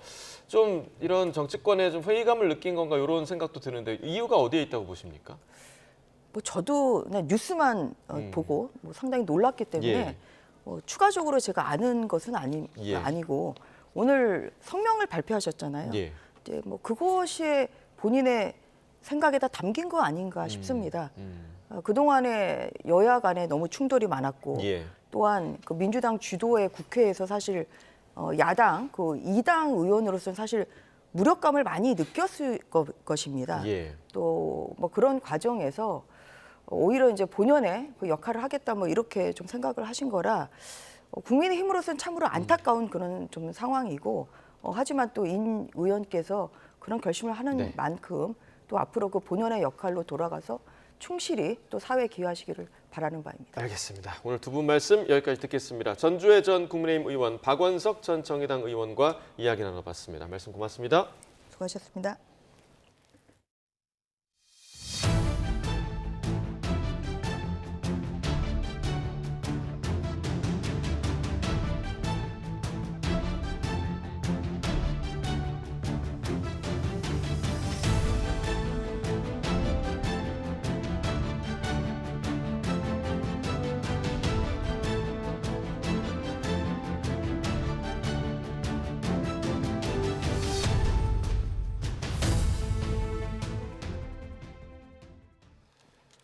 다음 소식입니다. 철도 노조가 올해에도 연말 총파업을 예고하고 나서 긴장감이 고조되고 있습니다. 노사는 오늘 오후부터 막판 교섭에 들어갈 예정인데요. 취재기자 연결해서 들어보겠습니다. 차유정 기자, 오후부터 교섭을 재개한다고요? 네, 그렇습니다. 오후 3시부터 본교섭은 재개될 것으로 보입니다. 이 최대 쟁점은 성과급 정상화입니다. 코레일의 성과급 지급 기준은 현재 기본급의 80% 수준으로 다른 공기업의 기본급 100%보다 낮습니다. 이 이유를 찾으려면 15년 전인 2010년까지 거슬러 올라가야 하는데요. 당시 정부가 임금 구조 단순화 작업을 진행했는데 코레일이 정부 지침 이행을 늦게 해서 기재부로부터 이 영구징계 성격의 페널티를 받아 80% 기준이 시작됐습니다. 이후 2018년 노사 합의로 100% 기준을 다시 적용했지만 2021년 감사원 지적과 이듬해 기재부 재의결로 다시 80%로 돌아가게 됐습니다. 코레일 노조는 이와 관련해 기본급 100% 복원을 강력하게 요구하고 있고 이는 매해 노사 갈등의 주 요인이 되어왔습니다. 이 지난해에는 당시 더불어민주당 대표였던 이재명 대통령이 정상화를 약속하며 중재에 나서 파업이 종료되기도 했는데요. 노조는 이후 국토부 연구 용역을 통해 개선 방안도 마련됐지만 공공기관 예산과 인건비를 관리하는 기재부가 아직도 최종 결정을 내리지 못하고 있다고 비판했습니다. 노조는 명확한 해결책이 나오지 않을 경우 내일 오전 9시부터 총파업에 돌입하겠다는 방침입니다. 앞서 철도노조는 지난해 12월에도 일주일 동안 총파업을 진행했고 재작년에도 나흘 동안 파업을 벌인 바 있습니다. 코레일과 지자체는 이 파업 대비 비상수속대책본부를 구성하고 단계별 대응 계획을 마련한 가운데 협상 진행 상황을 주시하겠다고 밝혔습니다. 자세한 소식은 들어오는 대로 전해드리겠습니다. 지금까지 YTN 차유정입니다. 태안화력발전소 폭발 추정 화재와 관련해 경찰과 소방, 국과수 등이 잠시 뒤 현장 합동감식에 들어갈 예정입니다. 앞서 태안화력발전소 앞에서는 비정규직 노동자 고 김용균 씨의 사망 7주기 추모 행사가 열리기도 했는데요. 자세한 내용 취재기자 연결해서 들어보겠습니다. 오승훈 기자. 네, 충남 태안화력발전소에 나와 있습니다. 네, 현장 상황 전해주시죠. 네, 충남경찰청은 오늘 오후 1시쯤 태안화력발전소 폭발 추정 화재와 관련해 현장 합동감식을 진행할 예정이라고 밝혔습니다. 이날 합동감식에는 국립과학수사연구원과 충남경찰청 과학수사대, 그리고 고용노동부와 소방당국이 함께 참여할 예정이라고 밝혔습니다. 앞서 충남경찰청 과학수사대는 어제 오후 화재 진압 이후 현장 조사를 한 뒤 복귀한 것으로 확인됐습니다. 경찰은 조만간 태안화력발전소 관계자와 하청업체 직원 등을 참고인 신분으로 불러 조사할 예정이라고 전했습니다. 어제 오후 2시 40분쯤 태안화력발전소 내 석탄, 가스와 복합 발전 설비에서 폭발음과 함께 불이 났습니다. 이 사고로 60대 작업자 2명이 화상을 입어 병원으로 옮겨졌고 불은 1시간 50분 만에 꺼졌습니다. 태안화력발전소 관계자는 열 교환기 보온재 보강 작업 중 불이 시작된 것으로 추정된다고 밝혔습니다. 네, 또 오늘 오전에는 비정규직 노동자 고 김용균 씨 사망 7주기 추모 행사도 열렸다고요? 네, 그렇습니다. 오늘 오전 이곳 태안화력발전소에서는 비정규직 노동자 고 김용균 씨를 추모하기 위한 7주기 행사가 열렸습니다.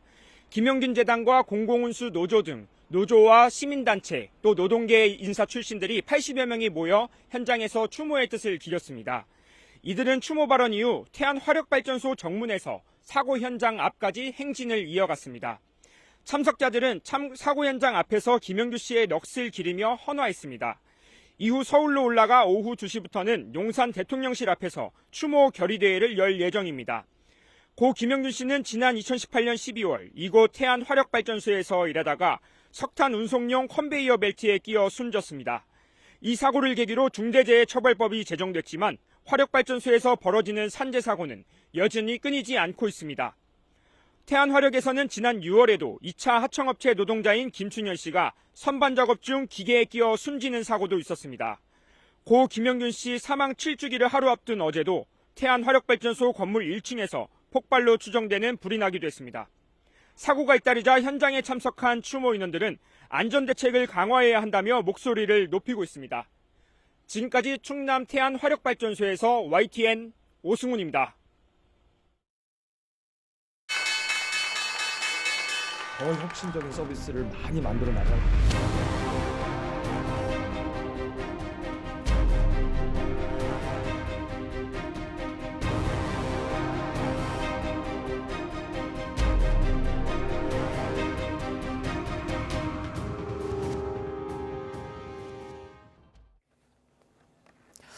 어디 한번 쿠팡 없이도 살아보자는 움직임이 확산하고 있습니다. 개인정보 유출 사고 이후 쿠팡 이용자는 200만 명 넘게 줄었고요. 온라인엔 쿠팡 탈퇴 인증글도 쏟아지고 있습니다. 쿠팡에 익숙해져서 노예처럼 살기 싫다거나 쿠팡을 끊고 나니 지출이 줄었다. 이참에 동네 소상공인도 챙겨보겠다는 후기들이 올라오는데요. 댓글에선 쿠팡 대신 여기를 써보자면서 대체 사이트를 공유하기도 합니다. 쿠팡이 압도적으로 지배하던 온라인 쇼핑 지도에 변화가 일고 있는 건데 실제 수치로도 확연히 드러납니다. 전문가의 분석 들어보시죠. 일단은 그 쿠팡에 대해서 이제 개인정보 유출이 됐기 때문에 이제 소비자들이 다른 앱이나 쇼핑 앱으로 이제 이동을 좀 시도하고 있는 상황입니다. 특히 이제 새벽 배송 쪽으로 이동하는 소비자가 이제 많다 이렇게 볼 수가 있는데요. 이 새벽 배송을 하고 있는 컬리 같은 경우에는 그 한 60만 명이었던 일일 접속자가 한 20만 명이 증가해가지고 한 80만 명까지 증가를 했고요. 오아시스 마켓 같은 경우에도 5만 명이 일일 접속자인데 7만 7천 명으로 한 40% 증가를 했습니다. 자, 유통 공룡의 악재를 틈타 업계는 바빠졌습니다. 가장 공격적인 곳은 SSG.com. 쿠팡의 사업 모델인 장보기와 OTT를 묶어서 새 멤버십 상품을 내놨습니다. 적립금도 대폭 늘려서 이른바 탈팡족 잡기에 사활을 건 모양새입니다. 네이버는 이미 올해 초 쿠팡의 로켓 배송에 대응해 오늘 배송을 도입했죠. 최근엔 역시 새벽 배송으로 일어난 컬리와 손을 잡았고 무료 배송을 내세웠습니다. 일단 가입자를 끌어오고 나면 한동안 소비가 이어지는 온라인 유통업계의 특성상 이번 기회에 너나 할 거 없이 신규 가입자 유치에 집중하는 분위기인데요. 쿠팡도 가만히 보고만 있진 않습니다. 앱 접속만 해도 할인이나 적립 쿠폰을 뿌리고 일부 고객에게는 개별 혜택까지 제시하는 등 멤버십 해지 막기에 총력전을 펼치고 있는데요. 일각에선 책임이 먼저 아니냐는 비판이 나오기도 합니다. 쿠팡 사태를 계기로 벌어진 온라인 유통업계 변화가 일시적일지 혹은 계속될지는 좀 더 지켜볼 일입니다. 하지만 최근 잇따르는 개인정보 유출 사고를 보면 다른 업체들 역시 안전하다고 장담할 수만은 없겠죠. 소비자를 끌어오는 것도 중요하지만 무엇보다 고객들의 정보에 대한 보안과 책임을 강화하는 게 중요해 보입니다. 경찰이 쿠팡 개인정보 유출 사건 강제 수사를 벌이면서 중국 국적의 전직 직원을 피의자로 명시한 것으로 파악됐습니다. 서울경찰청 사이버수사대는 어제 쿠팡 본사 사무실에 대한 압수수색을 진행하며 전직 직원 A씨를 정보통신망법상 침입과 비밀 누설 혐의 피의자로 적시했습니다. 경찰 관계자는 확보된 증거를 바탕으로 개인정보 유출자와 유출 경로, 원인 등 전반적인 사실관계를 규명하겠다고 밝혔습니다.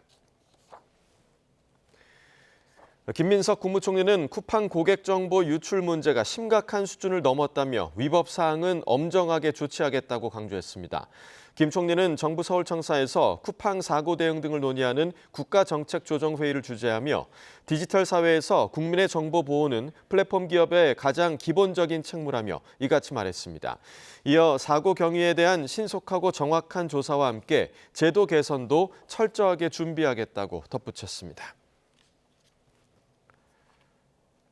지난달 서울 신월동 아파트에서 큰 불이 났었는데요. 주민들은 보름 넘게 숙박업소나 월세방을 전전하며 이재민 생활을 이어가고 있는데 주거비 지원마저 끊길 위기라고 합니다. 이수빈 기자가 그 현장에 다녀왔습니다. 숙박업소 한쪽에 응급구호 세트와 비상식량이 쌓여 있습니다. 지난달 21일 큰 불이 난 서울 신월동 아파트에서 불과 7분 거리에 있는 호텔입니다.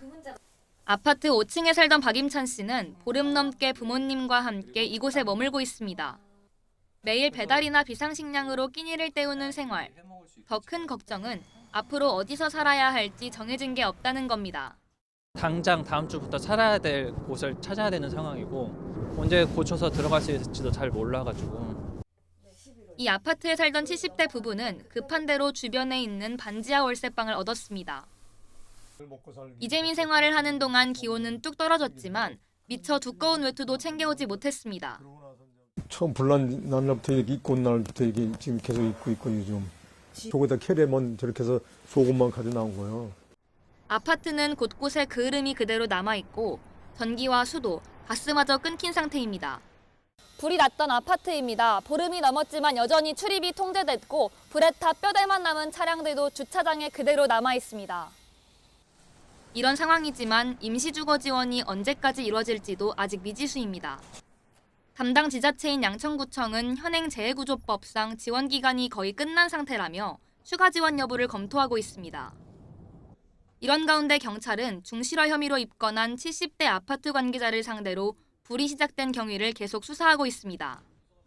YTN 이수빈입니다. 어제 오후 4시 10분쯤 경남 고성군 고성읍 삼거리에서 자전거를 타던 중학생 A군이 학원 승합차에 치였습니다. A군은 심정지 상태로 병원으로 옮겨졌지만 숨졌습니다. 경찰은 블랙박스 등을 토대로 사고 경위를 조사하고 있습니다.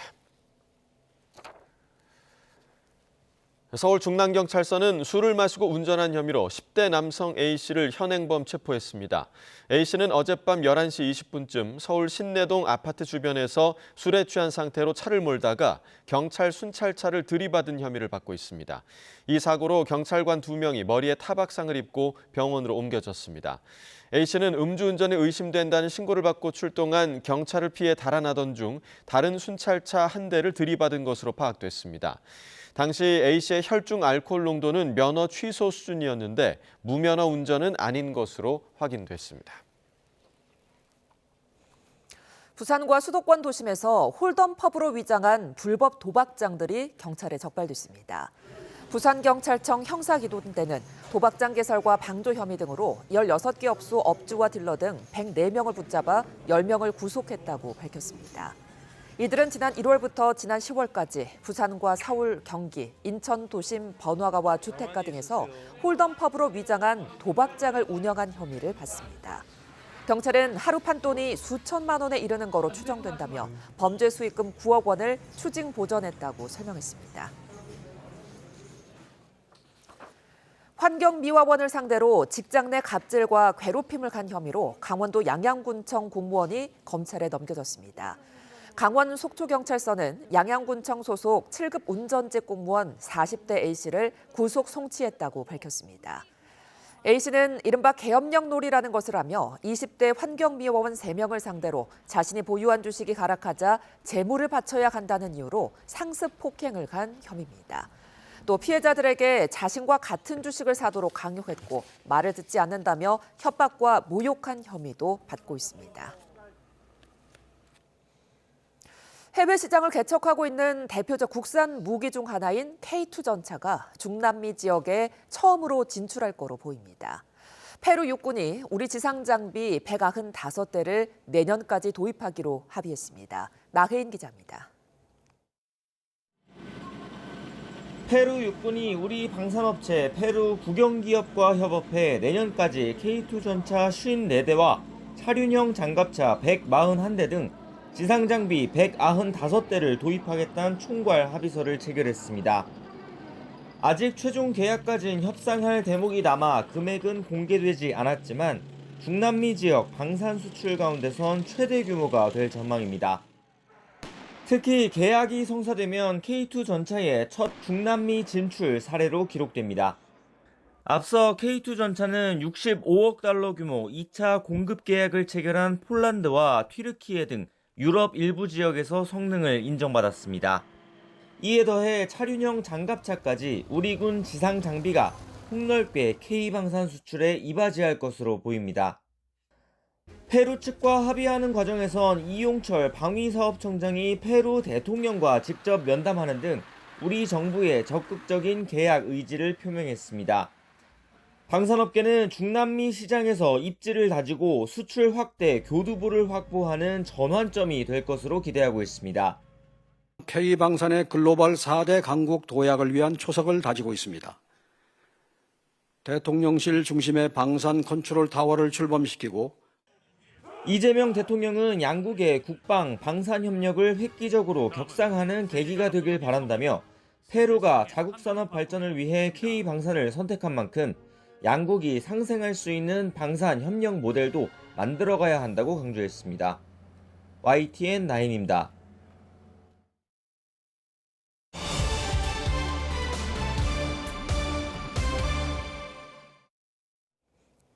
개인정보 유출 사태 이후 감소하던 쿠팡 이용자 수가 엿새 만에 증가세로 전환했습니다. 소비자들의 집단 소송이 이어지는 가운데 쿠팡 미국 본사를 상대로 미국 법원에 징벌적 손해배상을 청구하는 집단 소송 가능성까지 제기되고 있는데요. 관련 내용과 함께 주식시장, 가계대출 등 경제 전반에 대한 내용 이인철 참좋은경제연구소장과 함께 이야기 나눠봅니다. 안녕하십니까? 자, 쿠팡 이용자 수가 좀 감소하는가 싶더니 다시 증가세로 전환되고 있다는데 이유가 뭘까요? 아마 이제 쿠팡 쓰시죠? 아니, 저는 안 씁니다. 안 쓰세요? 예. 저는 처음 봐요. 저도 한 분기에 한 번 정도 이용을 하는데 예. 좀 괘씸하니까 탈쿠팡을 할까 예. 생각을 했는데 너무 없으면 불편할 것 같아요. 그래서 이게 사실 뭐 괘씸하고 욕하면서 쓴다고 쓰고 있습니다. 이게 사실은 한국인은 이제 쿠팡을 못 끊는다라고 이제 외국계 증권사가 얘기를 하니까 무슨 얘기냐. 그러면서 한 닷새 만에 200만 명 빠졌어요. 빠지기도 했는데 근데 이제 새벽 배송, 로켓 배송에 길들여져 있는 한국인이 과연 끊을 수 있겠느냐. 특히나 맞벌이 부부 하시는 분들은 이 하소연하더라고요. 아니 지금 퇴근하고 가면 애들 이제 이 학교 학습 도구를 좀 챙겨줘야 되는데 예. 한밤중에 구매할 데가 없다라는 하소연을 하시게 되는데요.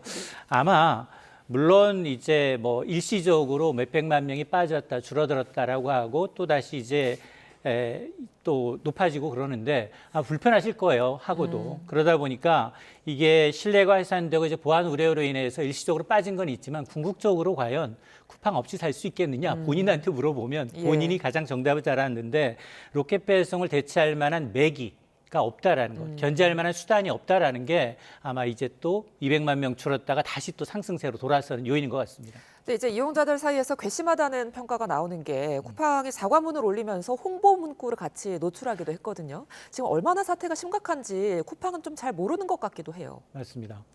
사실 이게 중국인 전지 개발자잖아요. 예. 이 사고 난 다음에 나흘 만에 중국인 개발자 연봉 3억 원짜리 개발자를 모집했어요. 정말 이 사건의 심각성을 이 쿠팡을 인지하고 있나 싶을 정도예요. 예. 사과문 올리면 그냥 사과문만 올리면 돼요. 그러니까요. 별도의 홍보 마케팅은 안 해도 됩니다. 물론 이유는 있어요. 쿠팡에 입점한 이 중소상공인들의 75%가 매출이 30에서 40% 가까이 급감했어요. 근데 정산 주기도 한 2달이에요, 평균. 예. 입점 업체들한테 평균 51일 이상 정산 주기가 이제 길어지다 보니까 입점 업체들이 하소연하고 있는 겁니다. 쿠팡 당장 손해배상하라라고 얘기 나오니까 아마 이제 특가, 프로모션 광고를 함께 노출시키다 보니 예. 이걸 받아들이는 야 정말 내 개인정보가 괜찮나? 서버에 한번 접속했는데 오히려 쿠폰 준다고 하니 예. 화를 돋구는 양상인데요. 위기 대응의 기본은 신뢰 회복이에요. 근데 신뢰 회복이 먼저 있어야지 이런 예. 식으로 지금 마케팅을 하면 오히려 욕먹습니다. 예. 이제 뭐 상황이 이렇다 보니까 소송 이야기도 계속해서 나오는데 지금 쿠팡 소송을 위해 개설된 카페만 60여 개라고 하더라고요. 참여 의사를 밝힌 사람도 60만여 명이 넘는다고 하는데 만약에 소송을 하게 되면은 배상을 얼마나 받을 수 있게 될까요? 아마 이제 과거 일에 비슷한 이제 개인정보 유출 사건에 따른 판례를 좀 보게 되면 업계에서는 그래도 한 1인당 한 10만 원 정도는 받지 않겠느냐라고 보고는 있는 것 같아요. 예. 실제로 지금 봤더니 이제 2014년에 있었던 카드 사태, 카드 정보 노출 사태, 2016년에 인터파크의 이제 해킹 사건, 그리고 2024년에 이제 모두 투어의 유출 사건 모두 공이 예. 대부분 1인당 이제 최대한 10만 원 가량 이제 배상 판결을 내린 것으로 알려져 있어서 야, 이게 3,370만 명이라는 정말 이제 초유의 막대한 이제 이 개인 정보를 유출했음에도 불구하고 10만 원 너무 적은 게 아니냐라고 할 텐데 못 받은 경우도 있었습니다. 2014년 KT 유출 사건의 경우에는 아예 배상 책임을 인정하지 않았는데 당시에는 대법원이 뭐라고 판결했느냐?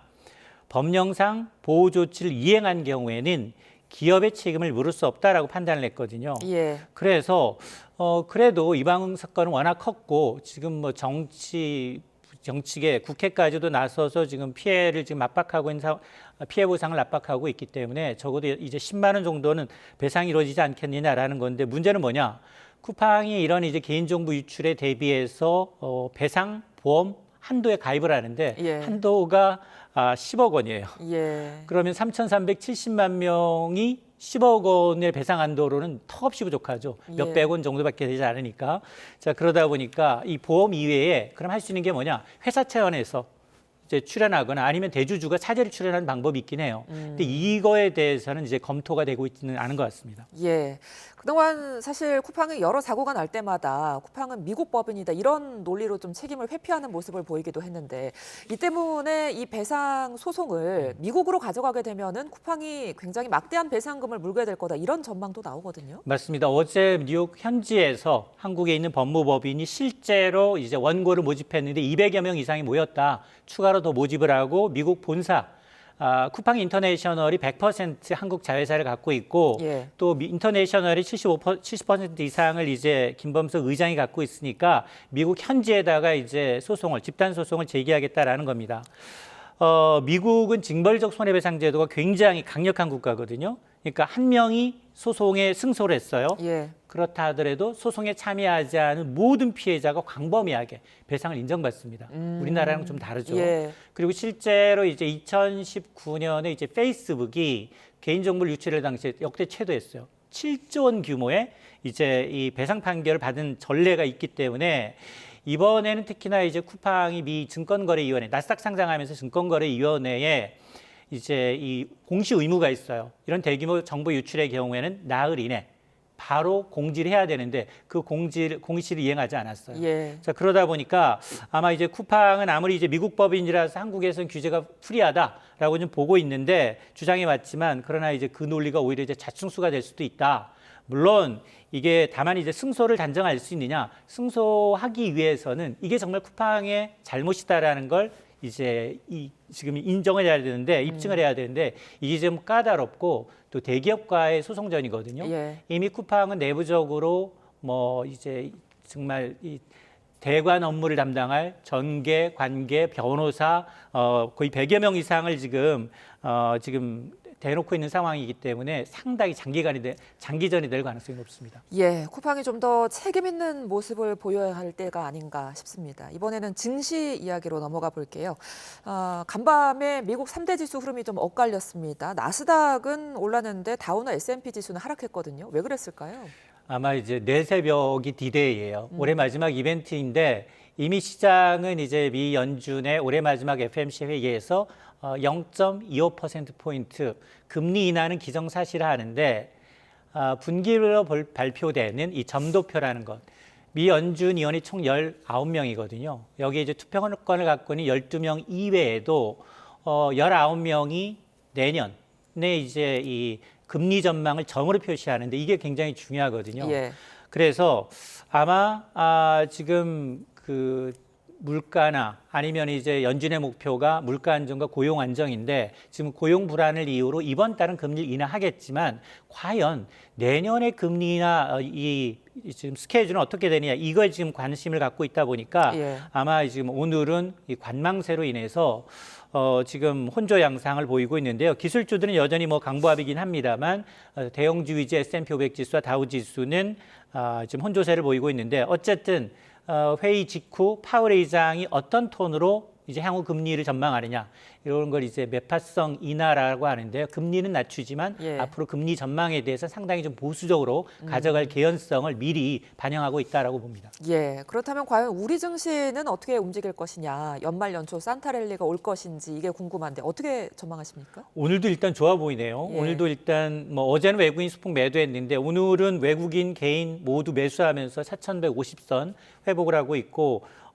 그리고 이제 코스닥도 933선으로 일단 좋아 보이는데 산타랠리라는 건 어쨌든 이제 연말까지는 증시가 좀 좋아질 것이다라는 거였고 특히나 이제 반도체주들 실적이 개선될 것이라는 게 이제 분명하니까 선침의 양상이 나타나고 있고 그동안은 사실은 대형주 위주로 올랐거든요. 그러다 보니까 상대적으로 이 중소형주 위주의 코스닥이 좀 소외된 측면이 있는데 최근 들어서 2차 전지 바이오 업종이 좀 뜨면서 그러면 산타랠리의 이 수혜주는 대형주가 아니라 순환매가 일어나서 중소형주 이제 코스닥 시장이 좀 가는 게 아니냐라는 건데 근데 돌발악재가 나타났어요. 코스닥 1위 시가총액 1위 기업인 알테오젠이 코스피로 이전 상장한다는 거예요. 근데 과거 기억하시겠습니다만 카카오도 그렇고요, 네이버도 그렇고요, 셀트리온도 모두 다 처음은 어디에서? 코스닥에서 출발했다가 이게 지금 알테오젠의 시가총액이 거의 한 뭐 5% 정도 코스닥 시장에서 차지하는 이게 한꺼번에 빠져나가게 되면 공동화 현상이 나타나요. 그러면 뉴욕은 뉴욕 증권거래소와 나스닥 시장이 경쟁하면서 서로 잘 되는 구조인데 우리는 코스닥은 코스피의 2부 리그로 전략하는 게 아니냐라는 우려가 있거든요. 그리고 지금 정부가 코스닥 시장 활성화를 위해서 지금 대책을 지금 논의하고 있는 상황이기 때문에 물론 알테오젠 주주들 입장에서는 좋습니다. 더 큰 물에 가서 놀아야지 이제 패시브 자금이며 여러 가지 이제 더 좋은 이점이 있겠지만 그러나 우리나라 이제 코스닥 시장의 어떤 이 구력이라고 해야 되나 어떤 이제 이 코스닥 시장을 좀 코스피와 경쟁할 수 있는 구도를 만들어야 되는데 계속해서 이브리그로 남는 게 아니냐라는 이제 꼬리표는 남게 됐습니다. 예, 가계 대출도 좀 짚어봐야겠습니다. 지난달 가계 대출이 이제 4조 1천억 원 늘었는데 그래도 좀 증가세는 꺾였다고 합니다. 어떻게 보고 계세요? 지금 아마 97 대책부터 6억 원 초과는 대출도 안 해주잖아요. 거기에다가 또 이제 10-15 대책에서는 아예 이제 뭐 25억 원 이상은 아예 대출 안 해주려고 하고 있잖아요. 뭐 2억 원 정도 해주고 있는데 은행권 가계대출 증가세는 오름폭은 좀 줄어들었어요. 그럼에도 불구하고 11월 중 금융권 가계대출이 4조 1천억 원 늘었는데 대출은 사실은 입주 시기 그리고 매매 이제 잔금 치를 때 바로 잔금이 나가거든요. 대출이 나가거든요. 자, 그러다 보니까 주택담보대출도 한 2조 6천억 원으로 이전 굉장히 이제 이 정부가 대책 발표하기 직전에 굉장히 손바뀜이 활발했거든요. 그런 것들이 반영되다 보니까 은행권은 좀 줄었지만 문제는 이제 풍선 효과, 이금융권 대출이 좀 늘고 있습니다. 예. 이금융권은 상대적으로 대출의 이자율도 굉장히 높다 보니까 예. 지금 은행권 가계대출은 비해서 이제 이 비은행권 가계대출이 늘고 있다라는 것, 그리고 아마 올 연말까지는 대출 한도가 없고요. 내년부터는 새로운 총량이 생긴다 하더라도 예. 정부가 아마 추가적으로 이제 대출을 옥죄일 가능성이 높기 때문에 상당히 이자에 대한 부담이 더 늘어날 것으로 보입니다. 그러니까 여전히 계속해서 빚을 내서 부동산을 사야겠다 이런 수요가 좀 많이 있는 거죠? 이게 왜냐하면 예. 대통령이 집값은 대책이 없다라고 얘기를 했어요. 예. 이게 지금 정부 출범 6개월 만이거든요. 예. 이 얘기는 물론 수도권에 너무 집중화돼 있고 수도권에 단기적으로 뭐 주택을 확 획기적으로 늘릴 만한 방법이 없어서 지방과 균형 발전이 답이다라는 걸 얘기하는 취지는 공감을 하지만 이렇게 얘기했는데 그러면 연말까지 지금 뭐 어쨌든 97 대책의 일환으로 수도권에 총 135만 채에 관련된 공공기관 주도의 주택 공급 대책을 내놓겠다라고 얘기했는데 연말 이전에 나와야 될 거 아니겠습니까? 실무진들이 열심히 하고 있는데 대통령이 야, 집값 잡을 만한 대책이 없다. 나 이것 때문에 욕먹고 있다라고 얘기해 버리면 이게 대책이 나올 때마다 대책 효과는 경감되고요. 예. 봐봐, 대통령마저도 저렇게 얘기하잖아. 그럼 집값 더 오르는 게 아니야? 무주택자 입장에서는 더 불안해져요. 그러면 계속해서 이제 내성이 생기고 안정 대책이 발표된다 하더라도 이미 3번 나왔잖아요. 6개월 만에 3번 나왔는데 연말 1번 나오면 4번째 옵니다. 예. 그러면 내성이 생기고 안정화 기간은 점점 짧아지기 때문에 상당히 좀 저는 우려스러운데 그리고 일부 공급 물량 서울의 경우에는 뭐 서리풀이라든가 뭐 이제 여러 군데 이제 지목되고 있는 것들에 대해서는 불협화음도 나오고 있거든요. 그래서 아마 핵심은 공급인 건 맞는데 공공 주도가 아니라 민간 주도의 개발, 재건축 재개발에 대한 어떤 이제 다주택자에 대한 매물을 어떻게 유도하느냐, 그리고 이제 재건축 재개발은 이제 세제가 포함이 돼요. 재건축 개발 이익 환수제라는 이런 것들을 아마 선거를 앞두고 과연 풀 것인지 이런 걸 좀 지켜봐야 합니다. 알겠습니다. 여기까지 듣겠습니다. 지금까지 이인철 참좋은경제연구소장과 함께했습니다. 고맙습니다.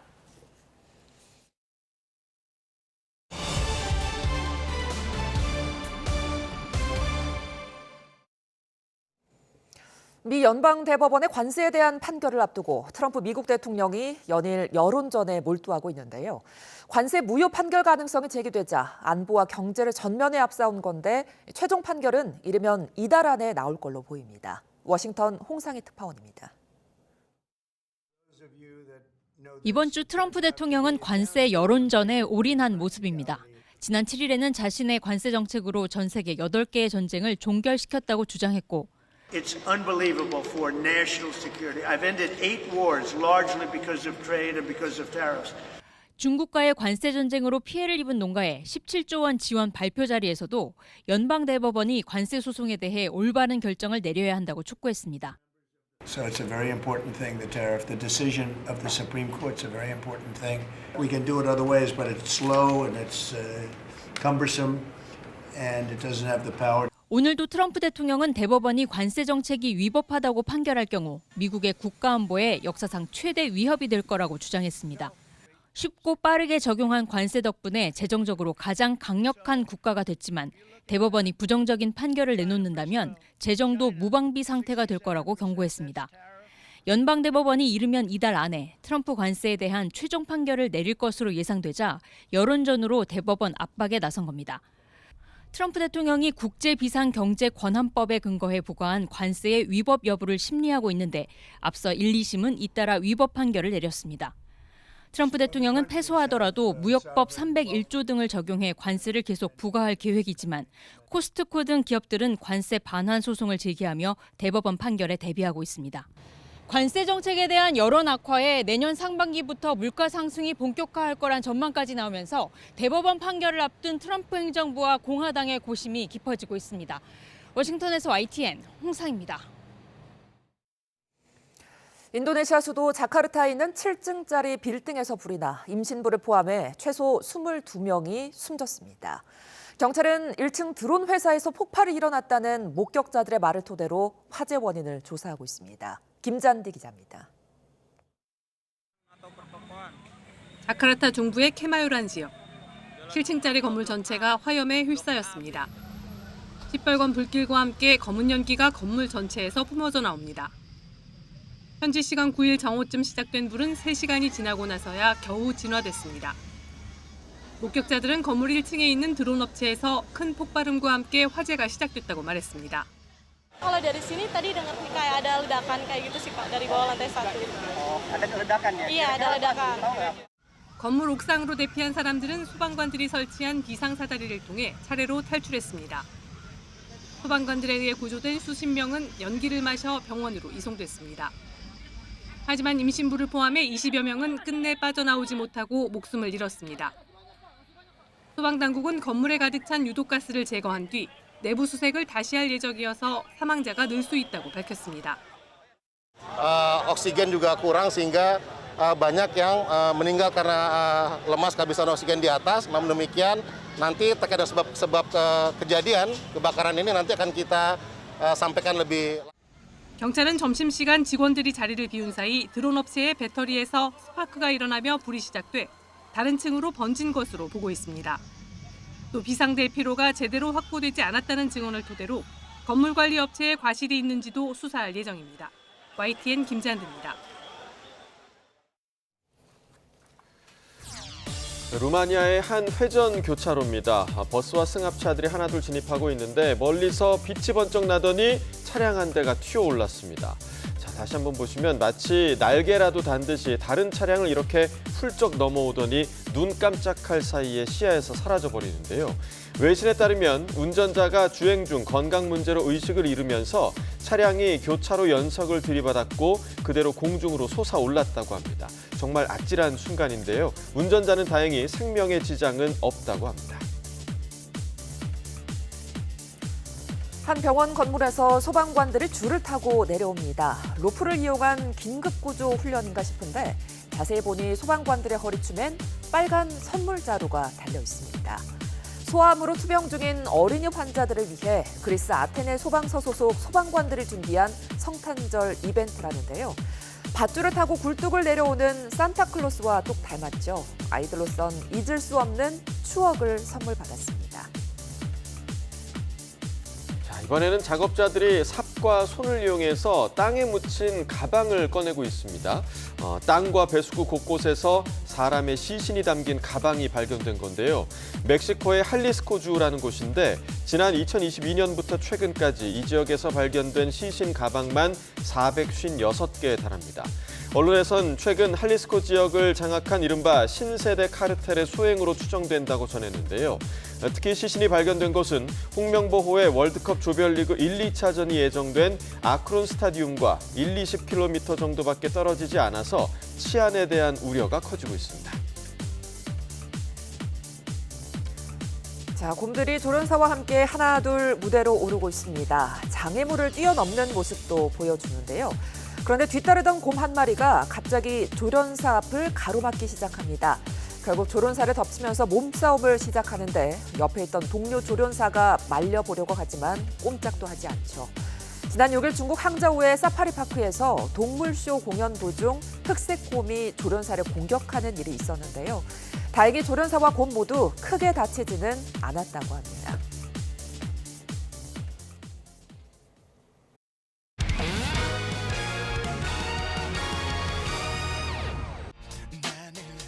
김다희, 이예린 길게 밀어치는데 밀리나요? 아웃이군요. 자, 지금 선수들은 강성현 감독에게 얘기를 하는데요. 블록 터치에 대해서 확인을 합니다. 참 강성현 감독 이런 거 보면 마음 약합니다. 선수들 조금만 현대건설 바로 측에서 해줘요. 블록 터치아웃에 대한 비디오 판독을 청하였습니다. 보시죠. 반대쪽에서 볼까요? 판독 결과 노터치로 확인되었습니다. 마음 약한 남자 강성현 감독. 그러니까 화면에는 나오지 않았지만 벤치 쪽을 보면서 이미 안 맞았다라고 사인을 줬단 말이에요. 하지만 선수를 위해서 비디오 판독을 해줍니다. 그렇죠. 이예린 선수가 이 표정에는 다양한 감정이 좀 미안함도 있고, 그만큼 강성현 감독이 선수들에게 믿음을 보여준다는 얘기. 오늘은 어제와 달리 하늘에 구름이 많이 끼어 있습니다. 공기는 깨끗하고요. 기온도 제법 오를 것으로 보입니다. 현재 6도 안팎을 보이고 있는 서울 기온 앞으로 10도까지 올라 겨울치고는 비교적 온화함이 감돌겠습니다. 오늘은 어제보다 공기가 한결 부드러워졌습니다. 아침에도 영상권으로 시작한 곳이 많고요. 한낮에는 서울 10도, 광주와 부산 13도까지 올라 예년 기온을 3도에서 6도가량 웃돌겠습니다. 오늘 저녁까지 영서 중북부에는 약한 빗방울이나 눈날림이 예상되고요. 그 밖의 지역은 하늘빛이 흐려지기만 하겠습니다. 동해안을 중심으로는 내일 비나 눈이 내리기 전까지 건조특보가 지속하겠습니다. 계속해서 산불 등 각종 화재 사고에 각별히 주의하시기 바랍니다. 내일은 전국에 강풍을 동반한 강수가 예상됩니다. 비구름은 새벽에 서쪽 지방부터 영향을 주기 시작해 빠르게 이동하겠고요. 점심 무렵까지 전국에 5mm 안팎의 적은 비를 뿌리겠습니다. 다만 동해안 지방은 모레까지 이어지는 곳이 있겠는데요. 특히 영동 지방에는 최고 10cm 이상의 많은 눈이 내려 쌓이겠습니다. 다가오는 주말 동안에도 전국 곳곳에 또 한 차례 비나 눈이 내릴 전망입니다. 당분간 한파는 쉬어가겠지만 기온 변화가 무척 들쑥날쑥하겠습니다. 깊어가는 겨울 감기 걸리기 쉬운 만큼 옷차림과 건강관리에 신경 써주시기 바랍니다. 지금까지 YTN 원희다입니다. 이상으로 수요일 뉴스나우 마칩니다. 시청해주신 여러분 고맙습니다.